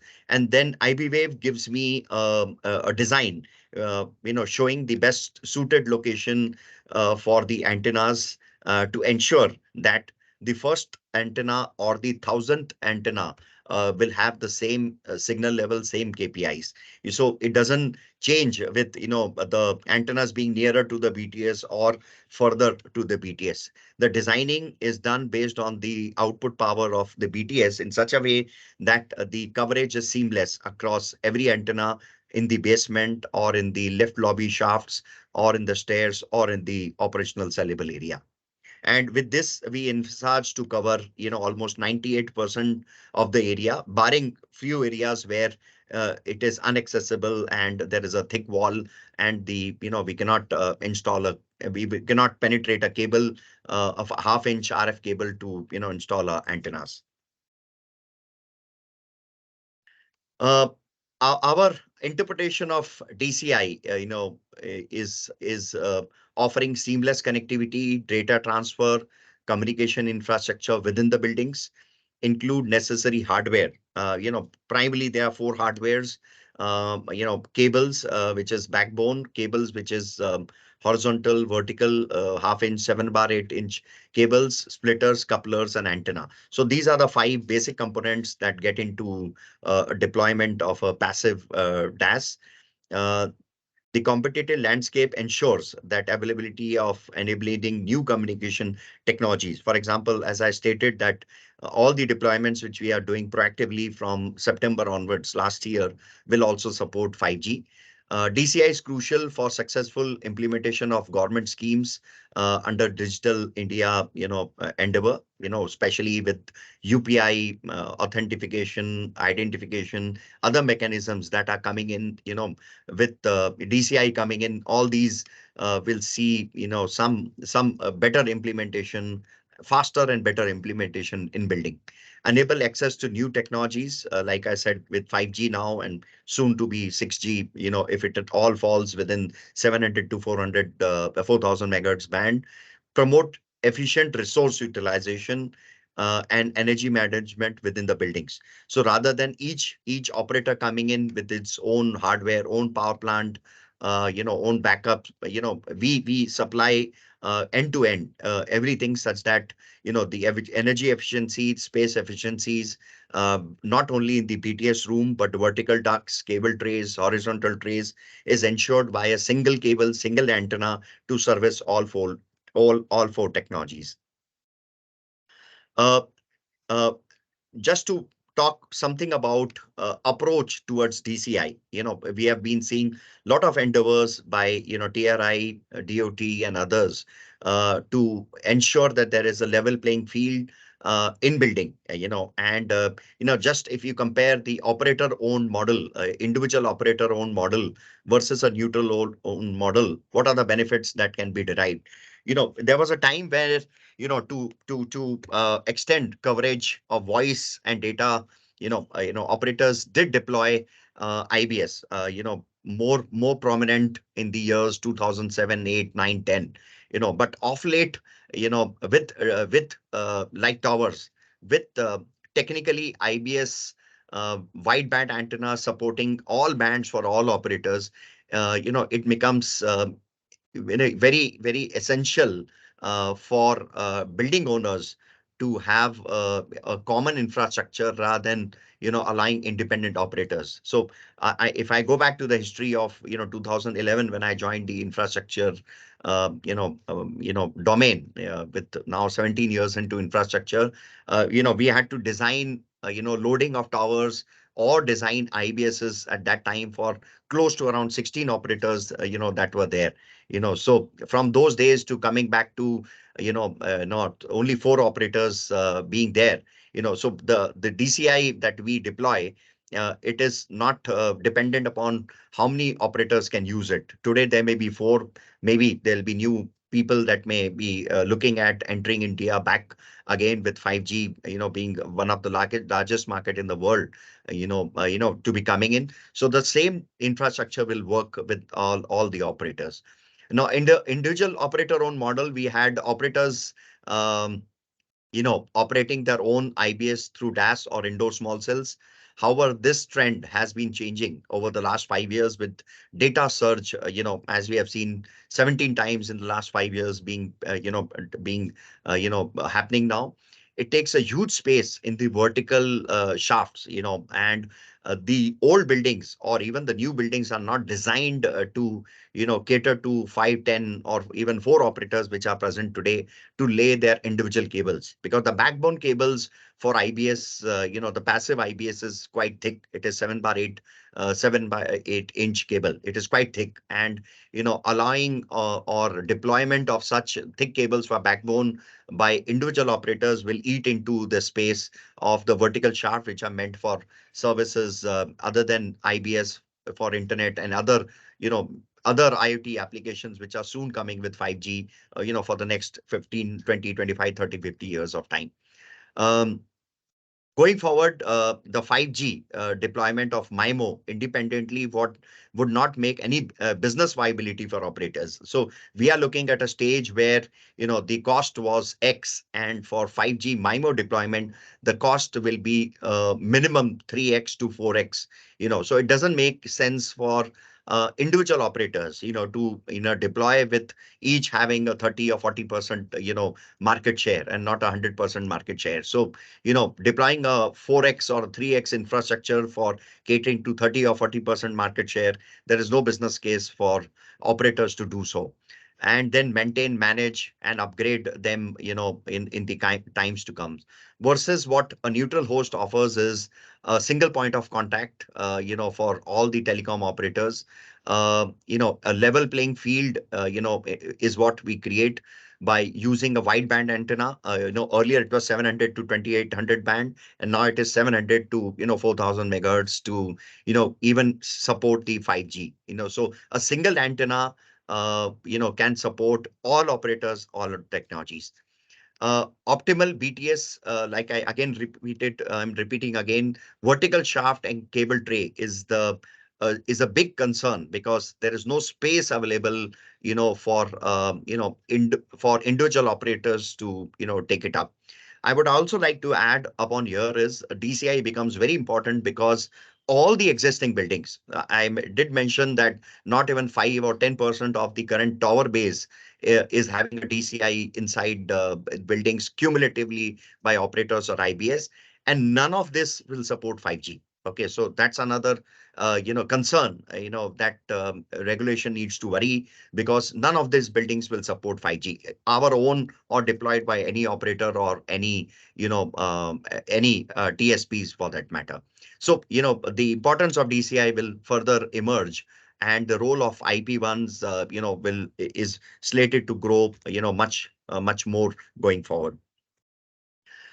Who are the beneficiaries? So neutral host, as we call, there are two beneficiaries. One is the builder and one is the operators. So a neutral host basically thrives on a tripart coordination, tripart understanding between three people. One is a neutral host provider like IBUS, a builder, a developer, and an operator. So what are the benefits that a neutral host from neutral host builders can derive? They can enhance their marketability and valuation, because the new buildings, if they are 5G ready, they can rather than seeking rent and power, if they can support us in contributing in this tripart agreement, by way of crediting back to us the kind of valuation they will get in terms of having a 5G ready infrastructure, which is future proof. They can improve the tenant satisfaction and retention, flexibility for multiple carriers to optimize space and shaft, which leaves space for other use cases to come in, simplified management, and single SPOC, adherence to revised DCI guidelines, which I'll talk about, adding on to the current existing levels. And how does the operator benefit? Operator with the current ARPUs, are are best suited to work on marketing and enhancing the customer base rather than investing on infrastructure. So, our thoughts is the operator benefits about focusing on his core activity of, customer acquisition, business development. He gets access to new revenue streams because we are creating a dedicated in-building network which offloads traffic which has been which has been latched on to the outdoor network, and in that way it helps them generate new revenue streams for the 80% of traffic which generates inside. Enhance the customer experience, efficient network resource utilization, with various bids on 3300 band and other things that has happened primarily for IBS purposes. Simplified deployment and maintenance, flexibility of interportability, should the SLA, should the quality of the user which they are tied up with, or telecom operator they are tied up with, is not good, offer a plug and play model and a level playing field. So a level playing field, like I, in my opening statement mentioned, since the existing buildings will not support 5G, so all new entrants, if they catch up, they will have a level playing field, at least in the, government buildings and government PSUs, because most of these would have trickled down to private operators because of the incumbent not being offering 4G, or for that matter 5G services. So that will create a level playing field for the incumbent operators to bring back some revenue source to the incumbents. Role of IBS in business connectivity and continuity. Like I said, it improves coverage. Basically, we offload the traffic. It's a dedicated network.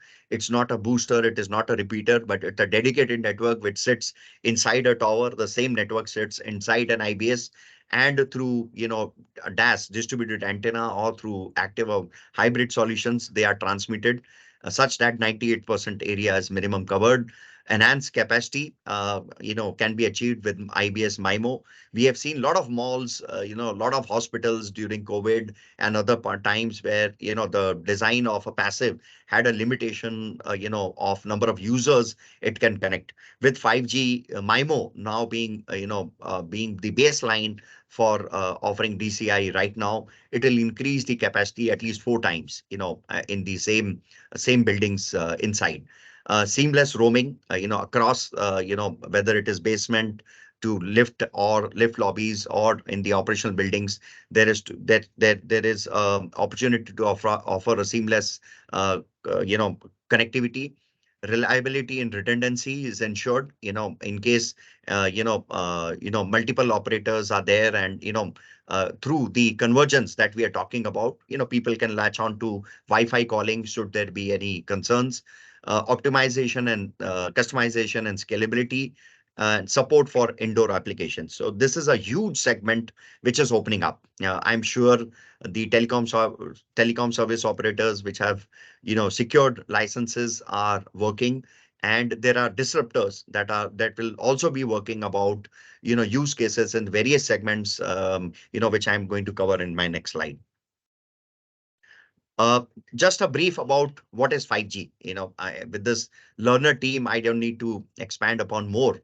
But yes, high speed, massive capacity, low latency, reliability, and uniform user experience unlock the potential of IoT and many more connections at low power.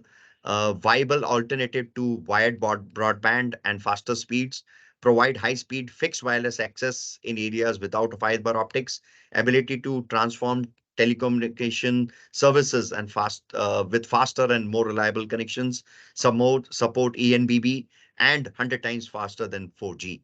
Technically, theoretically, it can go up to 20 Gbps speeds. Yeah.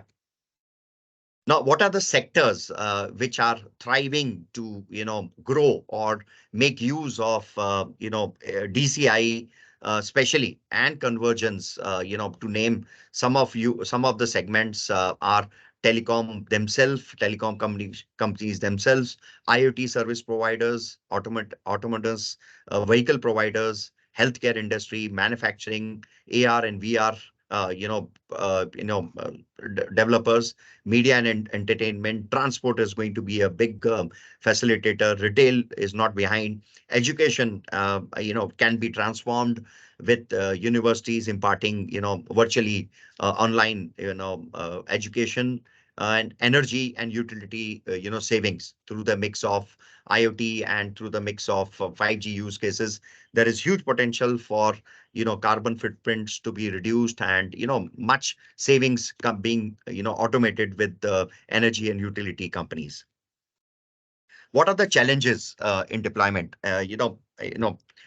Possibly the biggest challenge, for companies like us, is our own infrastructure, and the ones, very few of them which are available in the buildings by TSPs or other providers such like us, will not support 5G, because that is being discussed to be, distributed on 5G on 3300 megahertz, because that's a more optimal band for indoor to be, working upon 5G.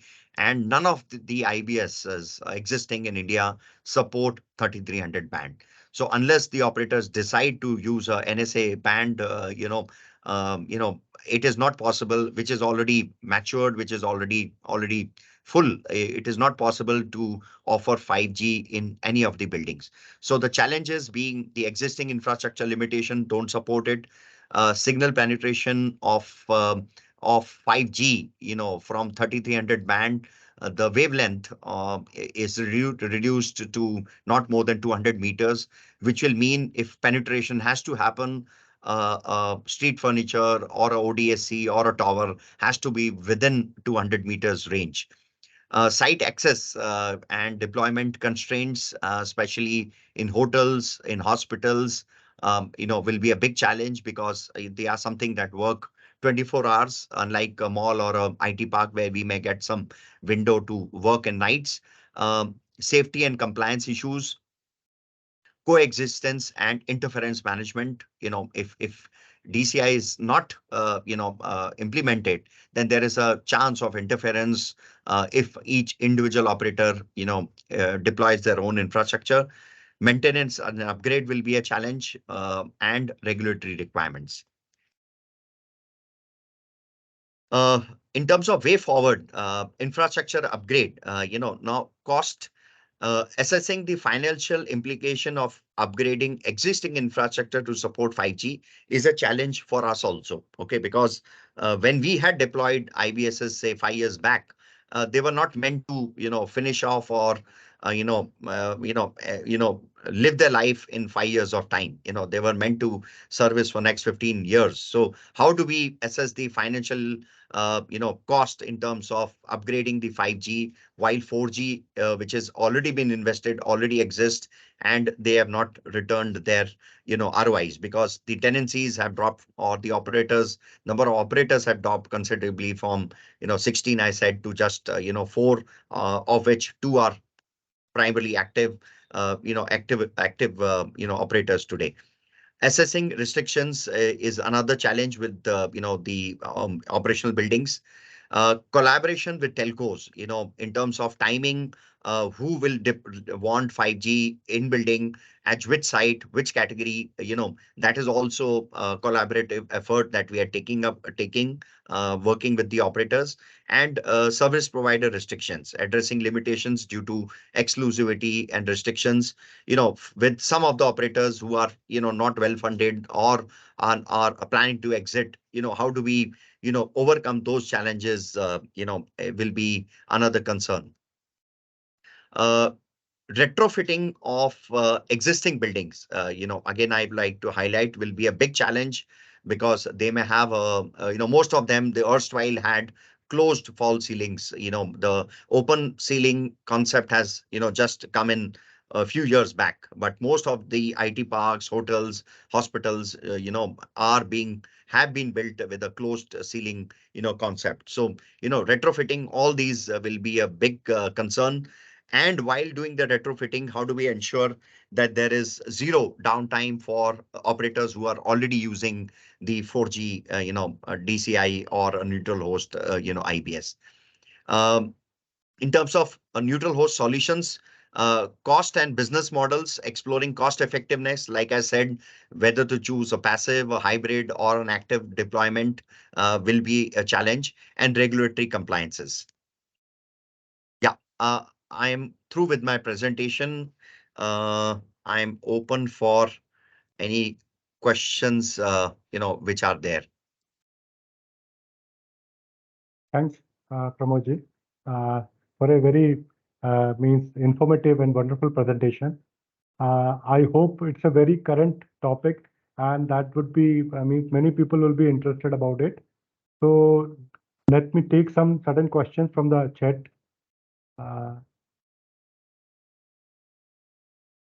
Now, the first question is, do TSP have to include in-building solutions in their network planning?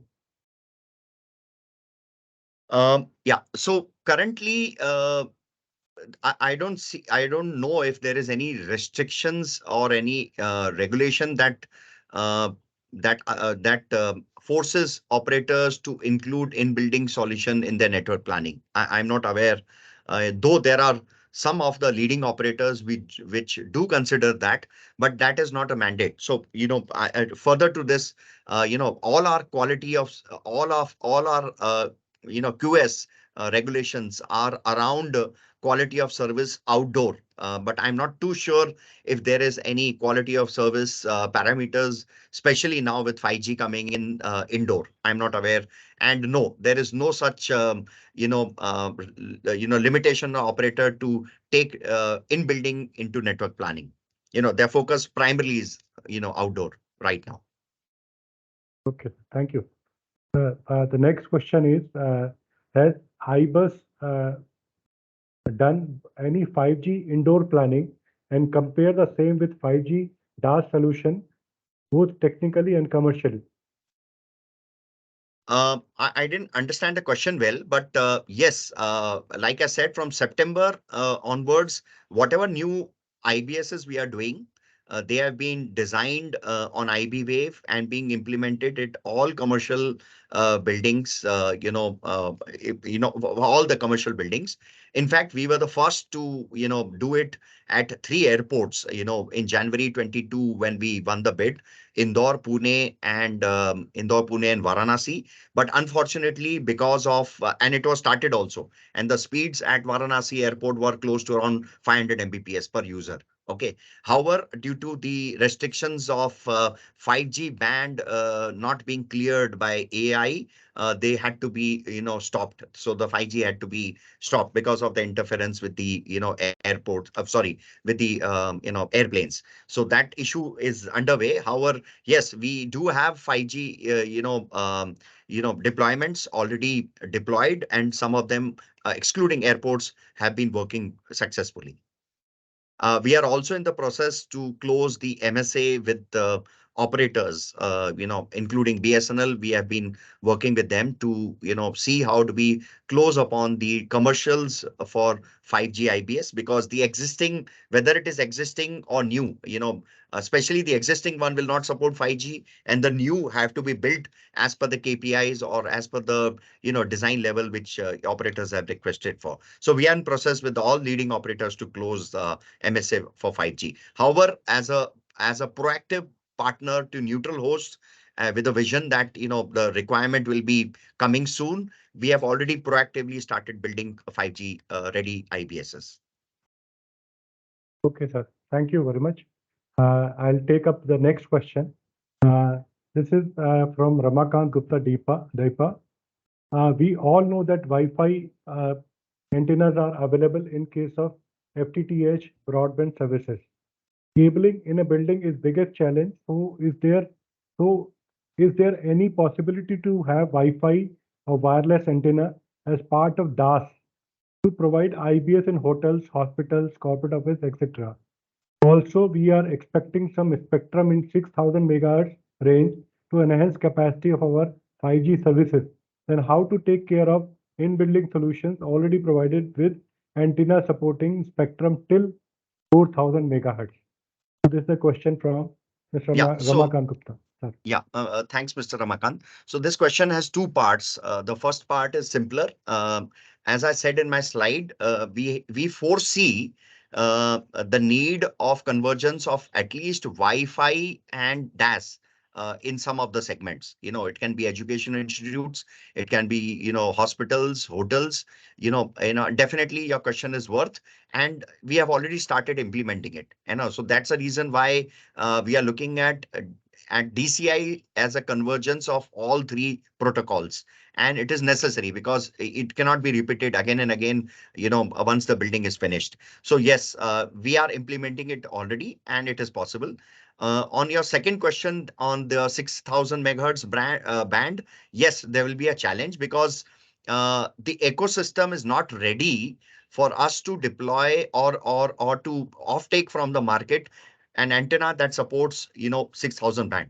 Okay, so that was one of the concern which we had when we were building 4G. The antenna availability was only from 700 to 2800 band, and which has now been improvised to 700 to 4,000, but certainly not 6,000. So in case 6,000 comes much earlier, yeah, we will have a problem.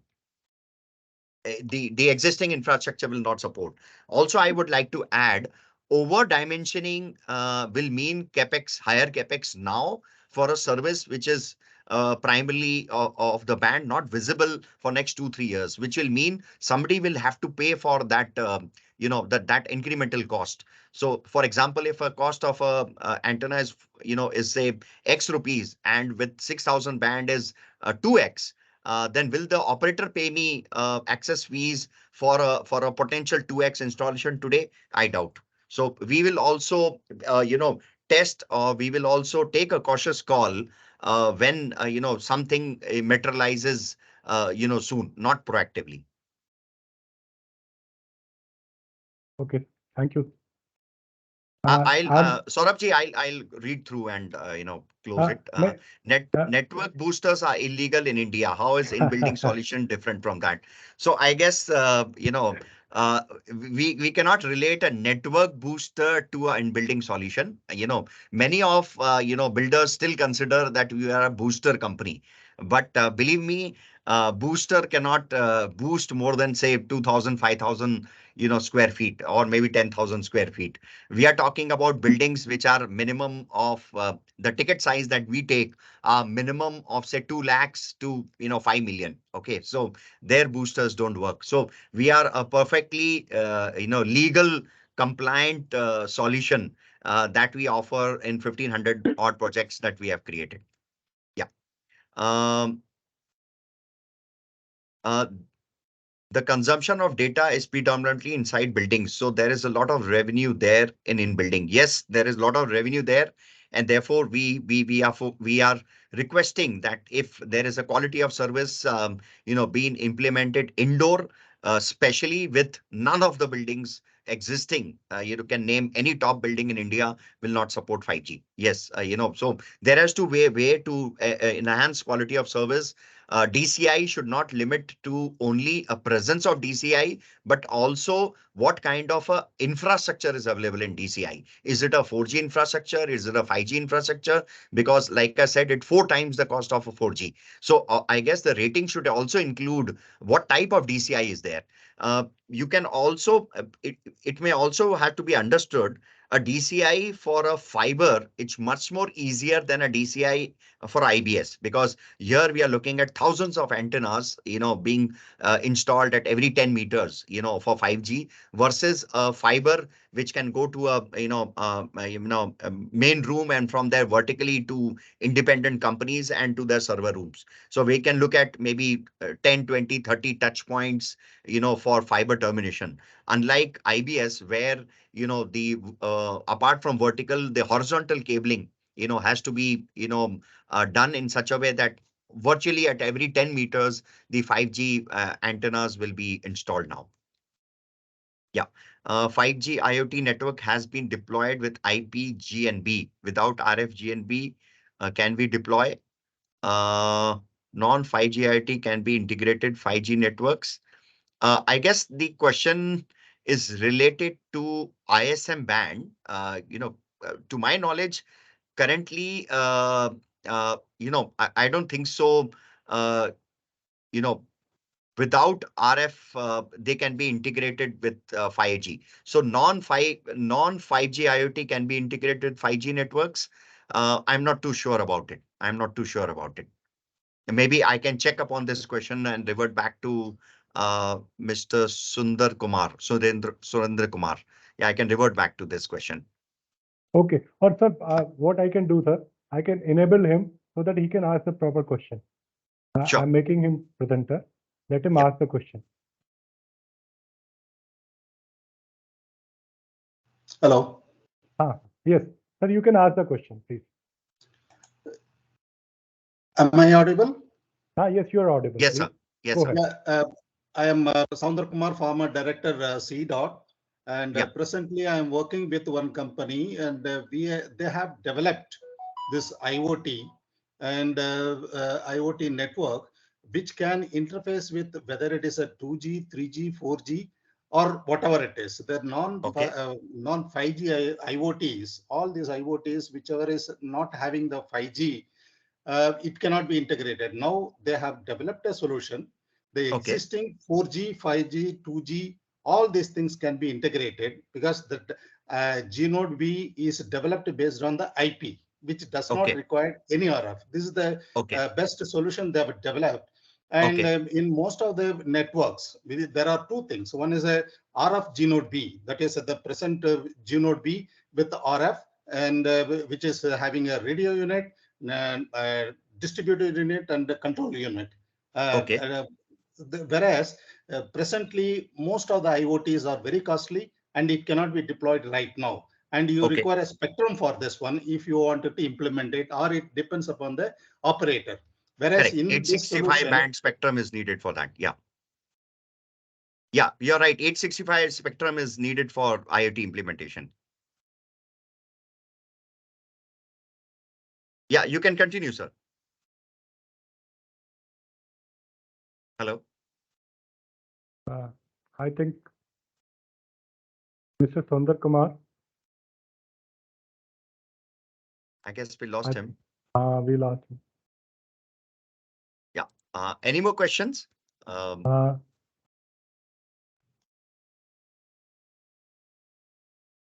Mr. R.K. Nagaich is also want to ask some question. I'm enabling him. Mr. Nagaich, you can ask. Yeah, I'll take this question. Do TSPs have advantages small cell or IBS for 5G solution? It's a call. Small cell traditionally is a uniband, dedicated for that particular service provider. Okay. While as IBS, when we deploy, it is on a wide band. Okay. So, I don't see any benefit, any great advantage other than a minor user experience, possibly at places where there is a dynamic traffic. There is where small cells can help. Okay. Where but unlike an IT park, or which is more prominent for IBS, a small cell deployment may not help because there is a fixed traffic of people coming in and going out. It may certainly help in places like malls, in food courts, or in railway stations, where there can be a sudden traffic. Flight is delayed, and instead of 200 people, there are 1,000 people. So in that environment, small cell can help. But however, the limitation is then each operator will have to deploy small cell independently, which is unviable. Okay. Plus the cost of active small cell deployment, on 4G itself was, I guess, 10 times 5G DAS deployment. And on 5G, it will become at least 20 to 25 times. So where is the revenue? Where is the business case for deploying 5G small cells? It is not viable. Regarding convergence of licensed and unlicensed, how will be integrated with core? Will it be convergence or multiple core platform? See, currently we are not looking at converging both of them to the core. They are independent. They are independent to each other. Sorry, I guess I got lost in between. So they are independent to each other. We don't have any plans to integrate that to the core. Of Wi-Fi managed services run on its own with the backhaul and with the system, and IBS runs on its own, through the licensed platform. So there is no convergence that we are currently planning. Um, how do we annotate the signal outside the coverage area of a in-building solution? How do we annotate the signal outside the coverage area of building solution? So every building that we deploy, if your question is how will the signal in the periphery be covered, well, operators can take up, outdoor sectors. So, all the IBSs that we do comes with the outdoor rights of offering one sector or two sectors, for outdoor. Or if the need and the location is very prime or very good, operators can decide to have a dedicated three-sector outdoor and dedicate another BTS for IBS. That is possible. Please get in touch with Mr. Okay, I'll do that. Yeah. I think most of the questions have been answered. Yeah. Thanks a lot, Pramodji. I think some more questions would be there. I will mail it to you so Sure. that you can answer later on. Sure. So I'll also thanks a take the lot. opportunity of meeting you soon and, work towards, how we can work towards, spreading the base of 5G, because after having spent so much of, money on the spectrum, I'm sure everybody is keen to, extend 5G to 80% of the user base, which is inside. Correct. Yeah. Thank you very much for inviting me for this lovely discussion, sir. Thank you very much. Pramodji, kindly unshare your presentation. Yeah, So sure. let me thanks you. You talked about integrating existing solutions of in-building and Wi-Fi services with intelligent IoT and data.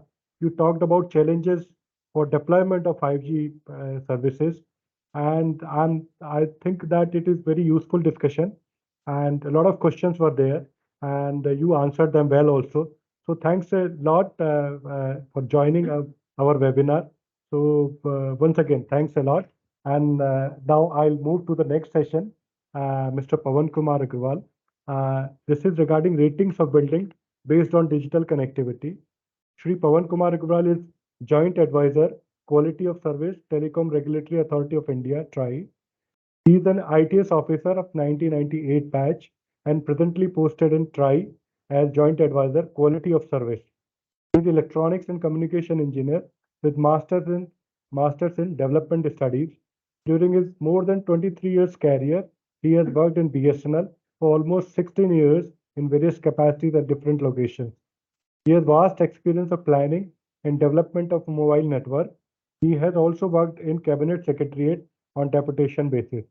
Presently as Joint Advisor QS TRI, he is handling compliance of various quality of service regulations by telecom service providers. So I welcome Mr. Pavan Agrawal.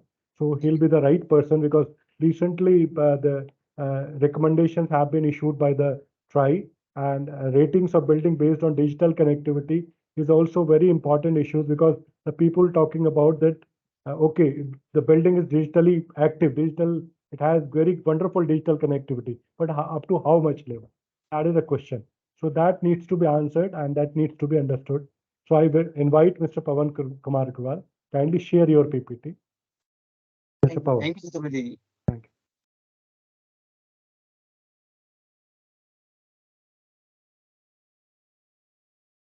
I hope my presentation is visible.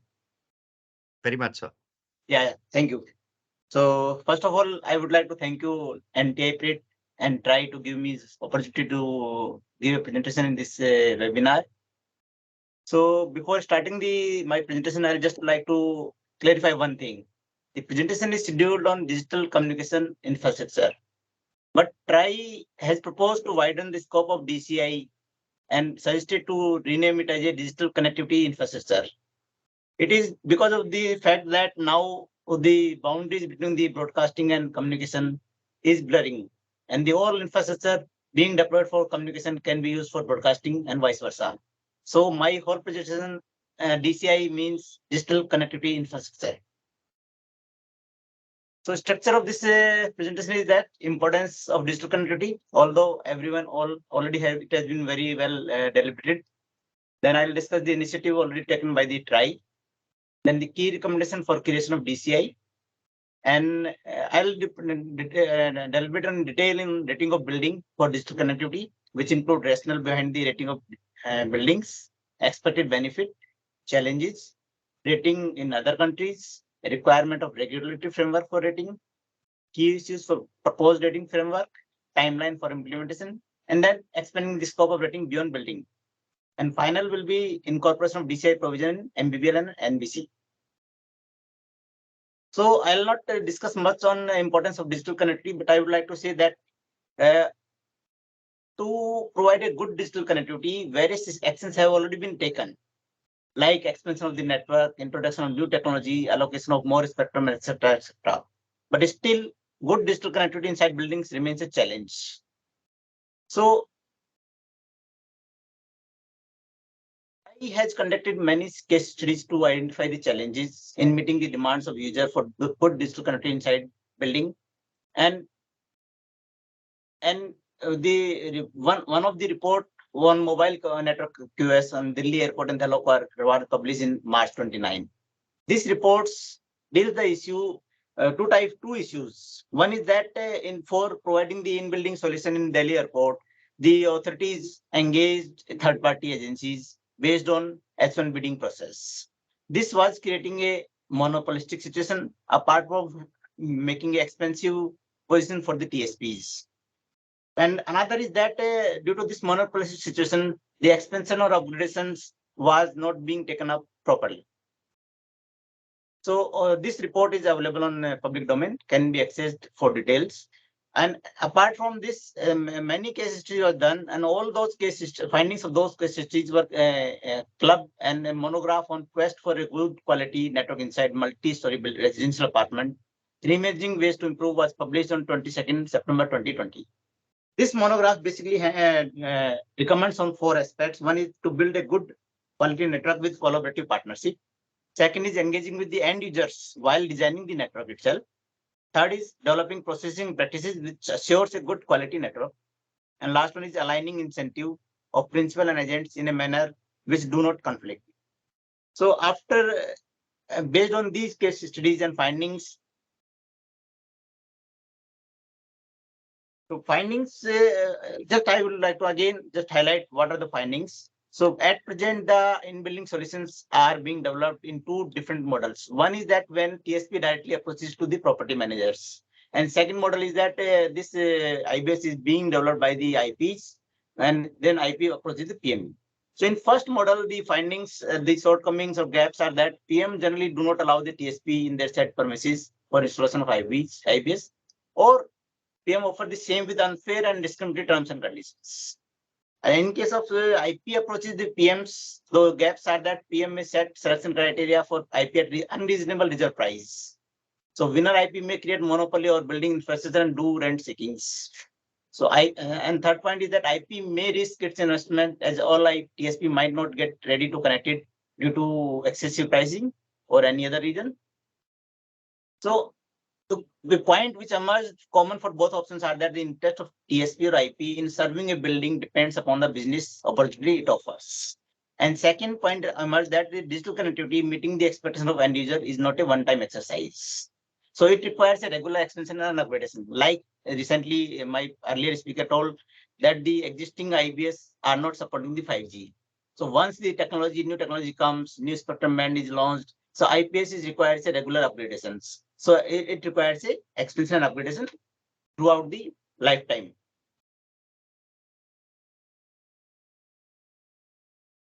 So what action have been taken by TRI?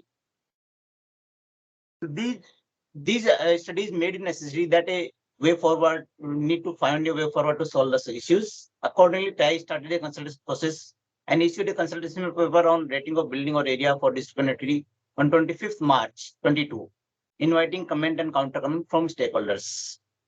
Based after receipt of the comments and counter comments, an open house discussion was held with the stakeholders on 29th August 22.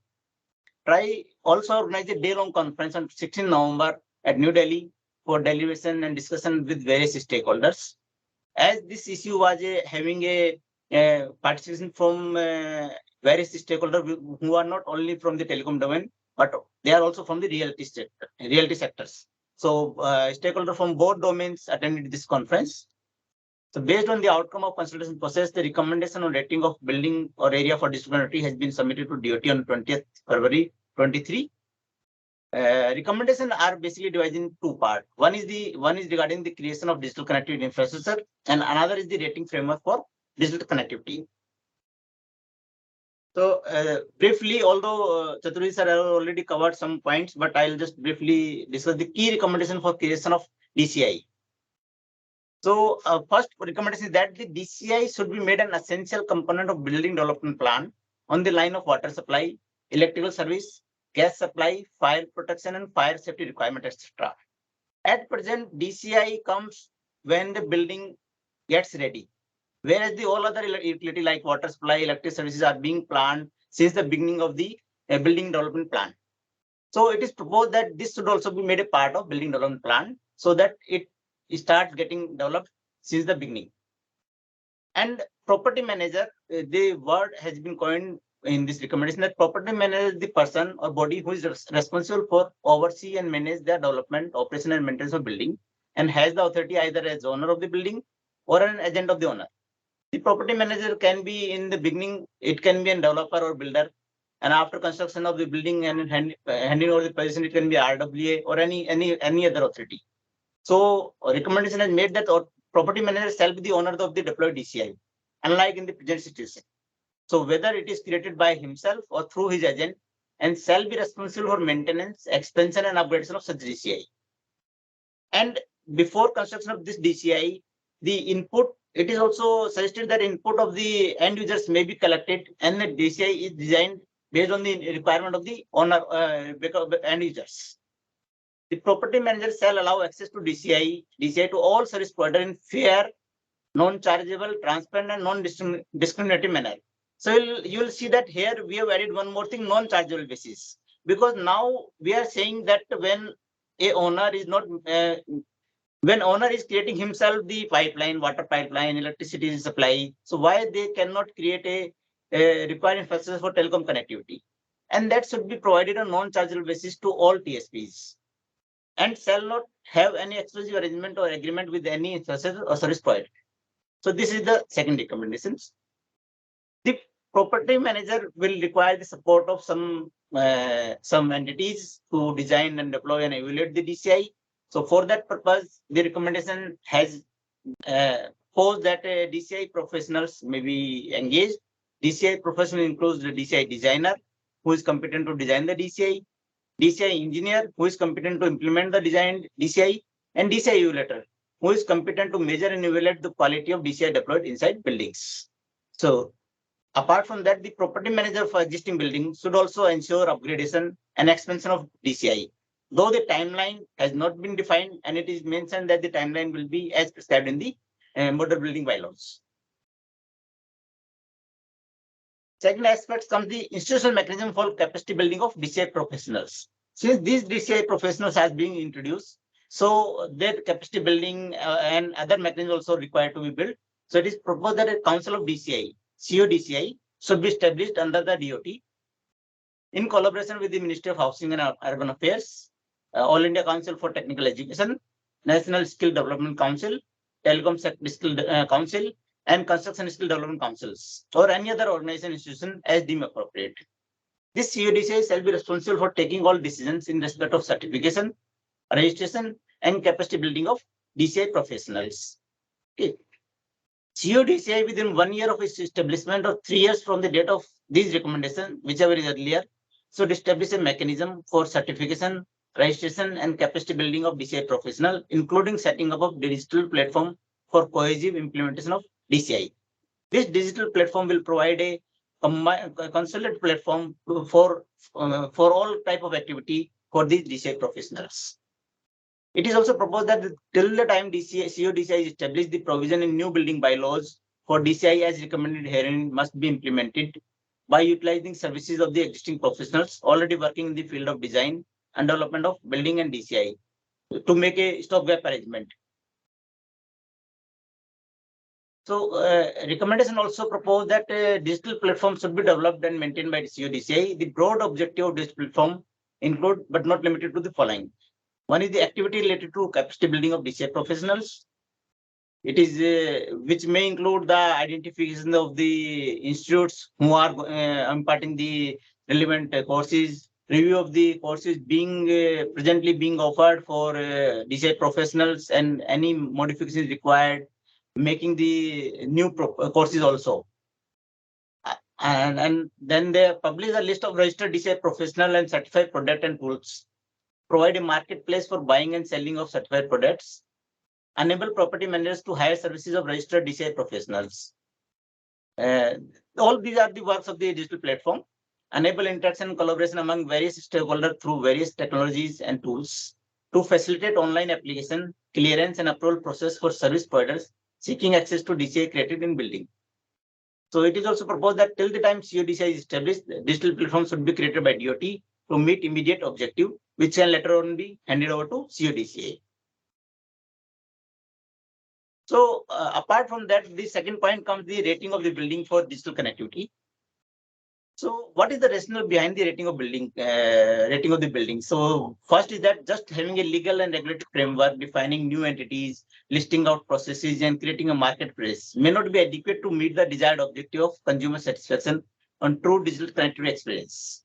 So to reach a level of delightful experience, a mechanism of rating of building may be required to be introduced that would nudge the property managers to come forward and implement the solutions accordingly. So basically, rating of building is proposed to nudge the property managers so that they can come forward and implement the DCI solutions. This rating would create a competitive environment among property managers to provide the best quality of digital connectivity in the building. In this way, the building who are already having a DCI compliant will be having a much higher value than in comparison to other buildings who may not have the DCI. This is quite likely to happen as positive externality of rating will impact the commercial decisions of buyer and prospective tenants. So what are the expected benefit of the rating of buildings? Good connectivity would enable enhancement in the value of property and their rental value. It increase the productivity, improve satisfaction, and thereby boosting commercial outcome of various activities. Real estate buyers and tenants looking for higher quality digital connectivity would be able to make informed choice and thereby put pressure on the property managers to build and maintain good quality DCI. Good and reliable digital connectivity would improve the quality of life, social inclusion, increase use of new services and application, and overall better user experience. Areas such as the subway, tunnel, railway track, highway, which often suffer from lack of coverage and poor quality, are more likely to receive attention of the community and concerned authority once the rating of building connectivity is published. Right now, these areas get the least attention with respect to the telecom connectivity purpose.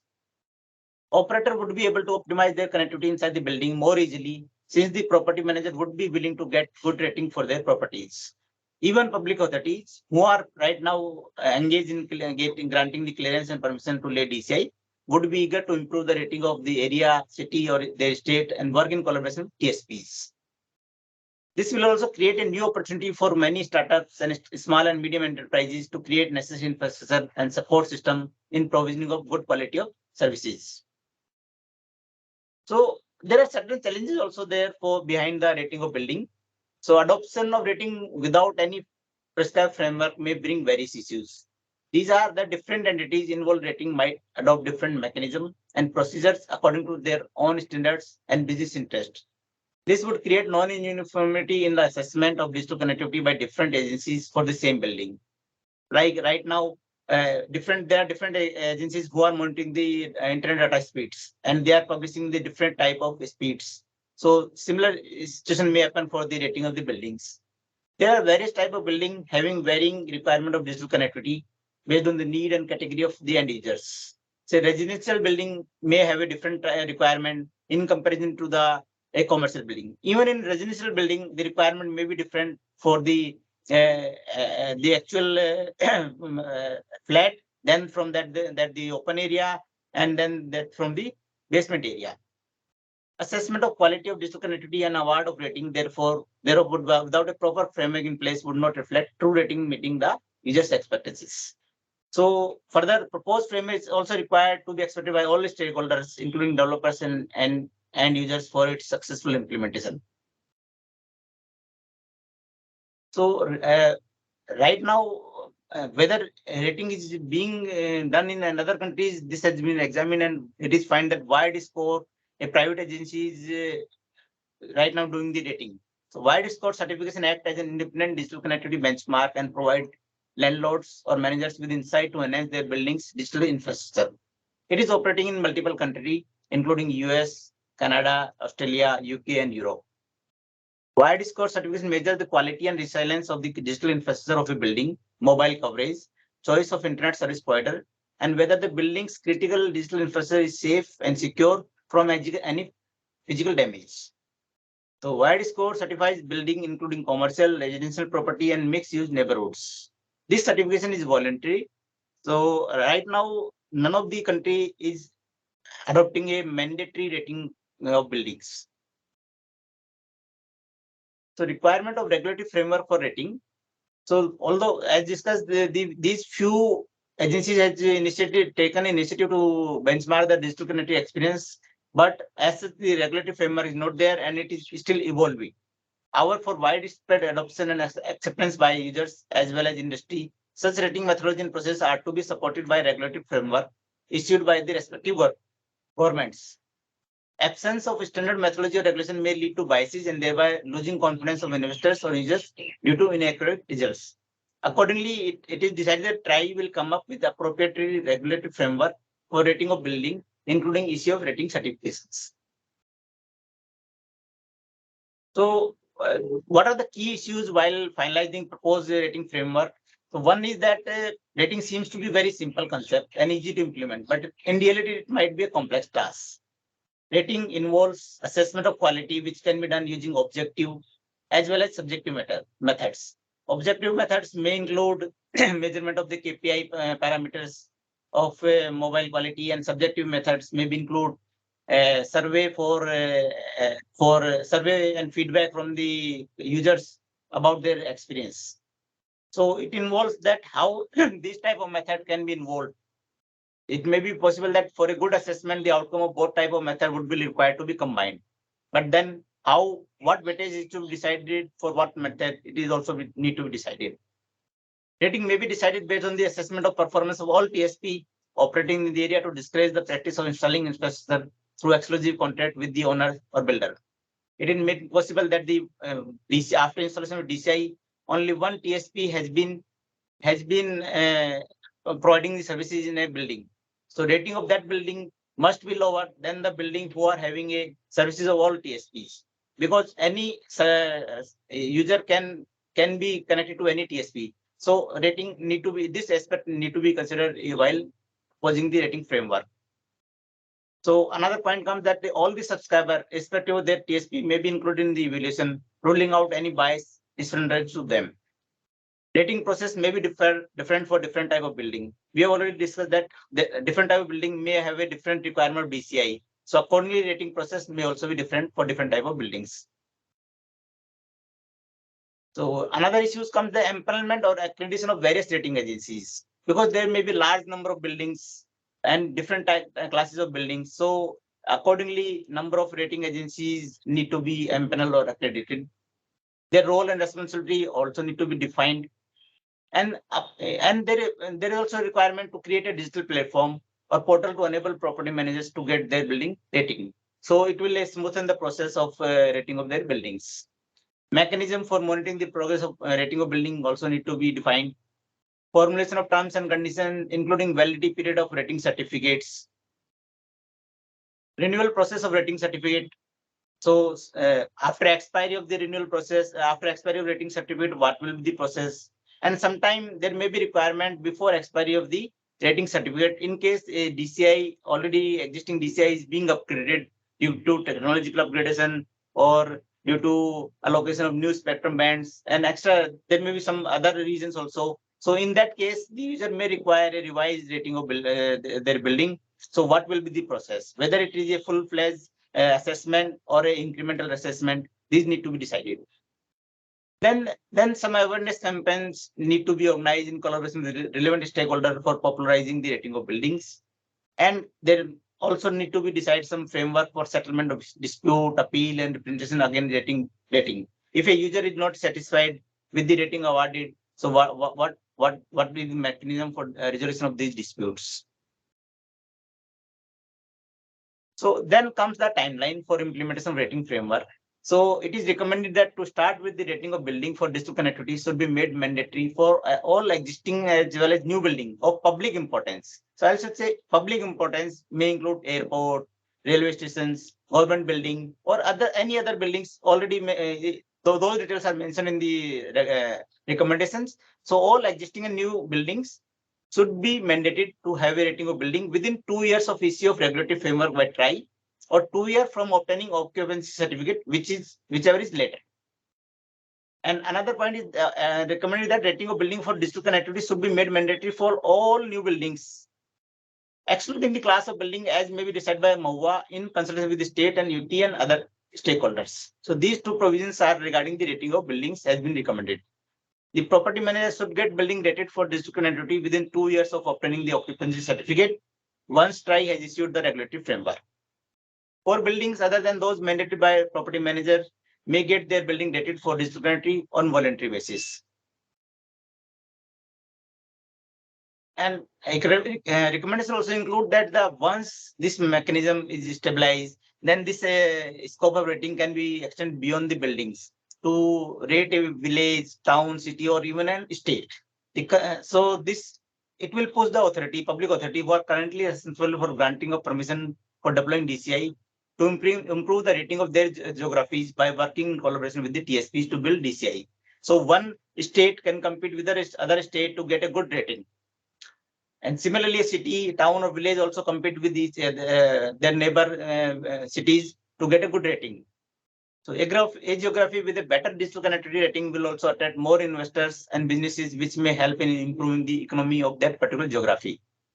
The concept of rating of geography would also require a suitable framework as well as proper assignment of weightage to various KPI to rate the same. So it is also suggested that TRI will formulate an appropriate rating framework for district connectivity with timelines, if any, required in future for state, city, town, or village also. So without having a legal backing, these proposed structure or ecosystem cannot be developed. So it is suggested that the model building bylaws and NBC, National Building Code of India, should be amended to incorporate necessary provisions on digital connectivity infrastructure. A separate chapter is also required to be included in MBL on comprehensive framework for development of DCI. Bureau of Indian Standards should be tasked to review the existing standards and procedures of DCI for building, and BIS should prescribe different standards for different class of buildings for DCI. BIS should also prescribe such provision of DCI that would be mandatory required to be completed for issuance of completion or occupancy certificate for buildings. Appropriate provision for rating of building for digital connectivity should be included in MBBL on the similar lines of the provisions made in the MBBL for rating of green buildings. Recommendations also included.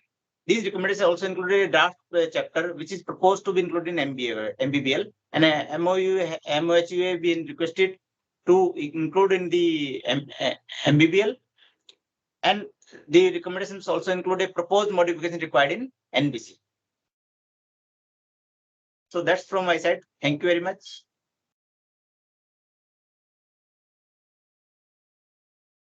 Thank you, Mr. Pawan.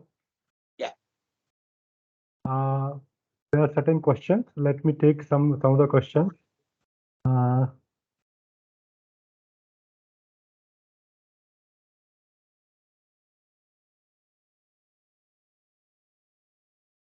Just a minute. Good afternoon, Mr. Pawan. Shall I take up the Yeah, question good directly afternoon, with Mr. you? Yes, please. Yeah, please. good afternoon, Mr. Goyal. Thank you.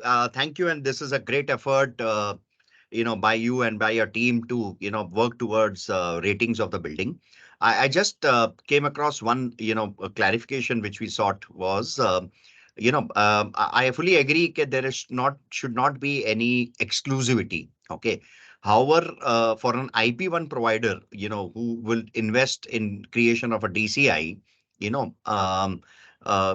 and if at all, that is not paid for by the project manager or the PM or the developer, and our model is to charge the telecom service provider unless that reverses, and telecom operators are given free. We cannot deploy a DCI if at all exclusivity is not there, because we have dropped from 7 or 8 operators to just 2 or 3 or 4 now, and the ROIs are getting impacted because there are hardly 2 or 3 operators who are sharing IBSs now. So with that also, operator then targeting to do it on themselves or a competitor targeting to take over another operator will create a confusion, and the whole effort will be ruled out. So I would like to have your comments on this, sir. So, as you must have understood that TRI has also not opposed the idea of exclusivity, because Okay. IBS is required to be exclusive only. Then, Okay. then only it gets the benefit of the investment. But Correct. the owners, what try to shift from a third party to the property manager itself. Okay. Okay, so so it means that the IBS is to be developed, but this should be owned by the property manager. Acha, Instead to of be owning owned by the property property managers. manager. So Okay. it is not opposed the idea of the exclusivity of the IBS, and but to avoid the monopoly, that it should be owned by the property manager, just like So other utility services. okay, so are we looking at two scenarios? Scenario one is in case IP1 is involved, TRI is saying they are not opposed to the idea of exclusivity because the money has to be recovered, through the, user, which is the operator. The second opportunity could be in case a developer, developer invests on the infrastructure, then virtually it can be offered free to the telecom service provider. And the IP role can be limited to, upgrade, O&M, or any other aspects. Yes, on behalf of the property manager. Okay, but the problem is, since the asset is owned by them, we will have to look at property owners than having an MSA with the telecom service providers. See, currently how it works is an IP1 has an MSA with the operator. We deploy the capex on the building, and the operator pays me over a 5-year period and amortize fees on a 5-year period, which is not related to the revenue that is generating. It is purely based on the capex that the IP1 has spent. Now, in the event a builder is asked to invest, it is fine. There can be some some large corporates which may want to invest and offer it free to the user, because if it is an in-house capacity, say I am an IT park and I have my employees working, why should I why should I not invest like a power or any other facility? There it may work fine. But for public utility buildings, say like mall, hospitals, hotels, where there is general public, and in such a case, if they invest, the currently the SLAs, the design, the other aspects, every builder is not capable to to have all these skills required in terms of design, deployment, O&M, maintenance, SLA, and the MSA. So it will become little more complicated if it happens so. To on a larger context, say for example airports, could be could be a classic example where the privatized airports can invest in this. However, they are looking at that as a money machine to to come out with tenders and have a lakhs and lakhs of rentals, which becomes unviable for the operators to take up. So the tender route is also dangerous, and the own build route also, I don't feel it is a practical route to be taken. Because if that cost can be offloaded to IP1, and IP1, as long as he doesn't breach the contract in terms of SLA, in terms of quality, in terms of paying the power charges, then exclusivity should be allowed or deemed granted. Could be a interpretation which could be favorable in everybody's interest. Actually, TRAI has observed in a few cases, like in the airport of Delhi, that the IBS deployed was having a facility for 2G and 3G services. When 4G started rolling out in India, it took almost, I think, more than 1 or 2 years to get it upgraded. Correct. And sometimes what happens, if a IP who has deployed a IBS has left the business, so there is no option to get it upgraded and expanded. Correct. Okay. So to avoid this type of situations, it is proposed that the IBS should be owned by the property manager, so that they have the control. Sure. But however, the case of Delhi, we'll have to interpret it correctly to understand what caused the delay. The delay was caused because one is access is not easy. Second is there was a bidder who was already there.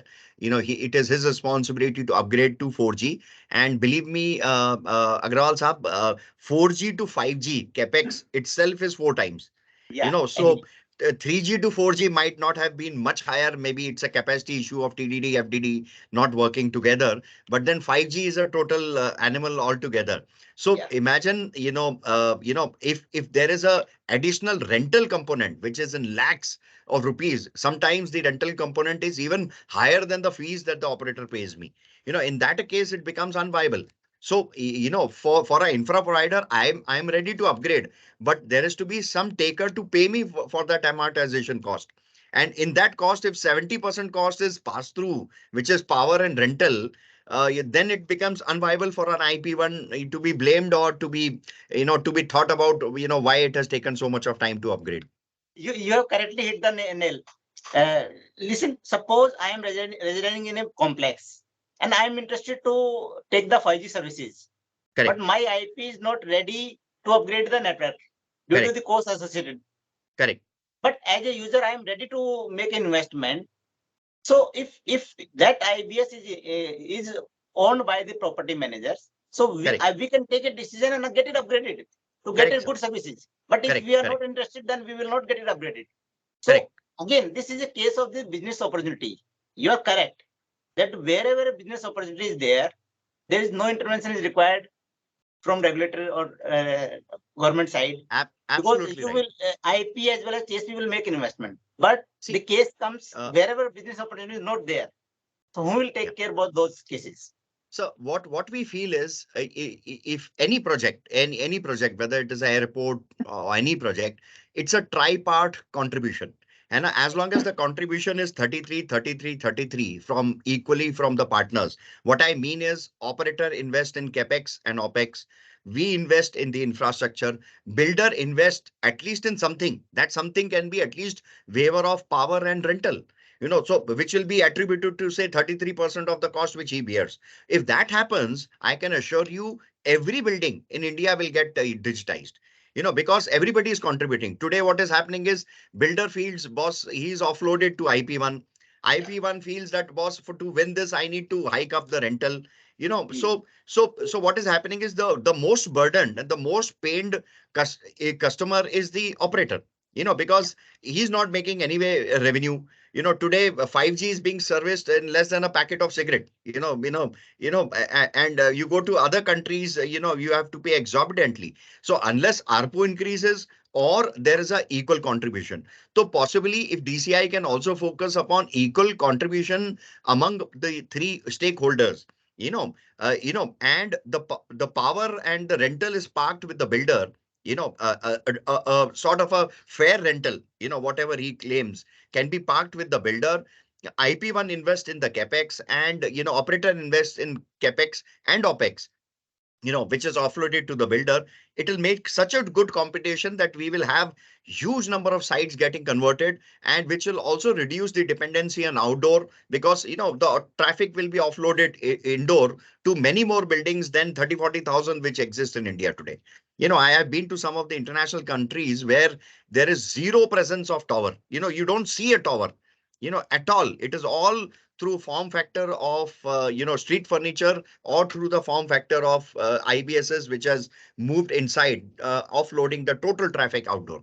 That they have completely finished, there's zero towers available. Hardly one or two, mainly for some aggregation or something. Otherwise, nothing is visible in the clutter. So Yeah, anyway, thank you. And I Many, look thank forward you. to meeting you, Yeah. and, with other senior, leaders and, minds behind technology to, see how we can facilitate RPM's vision to, get it through in every building. And especially when none of the buildings will support 5G now. So it becomes very more important to, strictly enforce that and push people to take relevant certificates. Thank you. Yeah. Thank you, sir. Thank you. Thank you. Thank you, Pawanji. There is another question, very simple question. What will happen if building rating is below the mark? Means the question is the product is rejected if it is not serving particular rating. So they are asking that if the building rating is below the mark, what will happen? Can you answer? So simple question, simple answer. So rating will be very poor, and it will encourage the property manager to upgrade their DCI, and he can again apply for revised rating after upgrading the DCI. Also, his customer satisfaction level will be poor. His customer retention will be poor. He will not get good clients, who are digital savvy for business connectivity and continuity. So, it is for him to take initiatives to upgrade it to a better, higher quality rating. Correct. Very nicely said. There is another question. Is fire safety rating of telecom cables considered in building rating, like CPR regulation in Europe? You have some idea about this? Is fire safety rating of telecom cable? No, actually, right now I have no idea. Okay. I think these parameters have not been finalized till now in the recommendation. Yeah. TRAI has to come up with the regulatory rating framework right now. Okay. So we have not finalized the rating framework. We have given a recommendation that ratings should be mandatory. To be done. Okay. But that is yet to be decided, and for which TRAI will come up with a consultation paper. Yeah. And after due consultation with all the stakeholders will be finalized. There is one question from CUI. Can the property manager own active telecom equipment? Yeah, right now DOT license condition does not allow it. So in our recommendation, we have mandated that these are to be deployed by the TSPs But the property manager has to ensure making this ensure that it is accessible to all TSP on fair, non-discriminatory, and on no payment basis. Okay, thank you. There is one more question. Any license condition for property manager for rolling out indoor 5G solution? So no license condition. The property manager is responsible for the user of the building.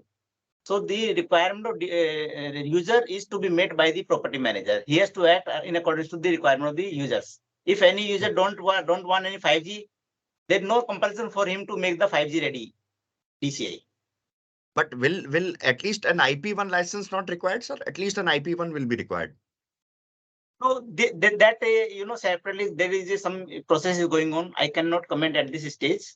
Okay. So we have exempted that property manager may not be required any licensing condition, and no, because already there is a provision that within a building they can create a telecom infrastructure, telecom connectivity. So on the basis of this, we have recommended to DOT that no license is required. Gotcha. Because he is not creating the infrastructure in others building. Property manager is creating his own building. So we have recommended for exempting the requirement of IP1 for this development of DCI in his own building. Okay, because in past there has been precedence of somebody deploying IBS and then operators having challenged that without an IP1 license, how are they deploying it and coming back to operators asking them to share or pay fees to access that network, and it has happened to a large airport. Okay, so it was being done by the property manager. Airport. Okay. It was done by the airport without an IP1 license. Okay. So, but we have covered this issue in our recommendation. Acha, okay. So thanks a lot, Pawanji, for your wonderful session on rating of building based on digital connectivity. You deliberated on very important TRI recommendation. This has recently came into 2023, which will further push in providing reliable and high-speed digital connectivity inside the building. Hope the government will take decision on this soon. And so I'm very thankful that such a nice presentation has been presented here. So now we have come to this conclusion of this webinar. We have had all these three presentations. So let me close the webinar, and I'm just give a official vote of thanks. Firstly, I'm thankful to all the three eminent speakers, distinguished speakers, Shri Ajay Kumar Mittal ji, Pramod Goyal ji, Shri Pawan Kumar Agarwal ji, who have nicely shared their thoughts and experience on this very important issue of digital communication infrastructure and buildings. I thank them from bottom of my heart for taking time out and delivering such wonderful session. Thanks a lot, sir. I am also thankful to Shri Raju Sinha, sir, DG Interpret. In Essentia, he is a constant source of inspiration and provides leadership and guidance to all of us at Interpret. I am also thankful to Shri Atul Sinha ji, DDG ICT, as he has guided us on each step while preparing for this webinar. I am humbled and thankful to Shri Raju Sinha ji and Shri Atul Sinha sir. I am also thankful to my colleague my assistant, Mr. Ajay DEO, who is helping me in a smooth conduction of this webinar. Finally, last but not the least, I am thankful to each and every participant of this webinar. Without your earnest desire to learn more about this topic, this webinar would have not been a success. Thanks to everyone. With these words, we can close the webinar. So thanks to all. Thanks for joining us. And we hope that Interpret will be bringing further webinars on various emerging and very important topics. So thanks a lot for joining us. Thank you. Thank you, sir. Thank you. Thank you. Thank you. Thank you. Thank you very much, sir.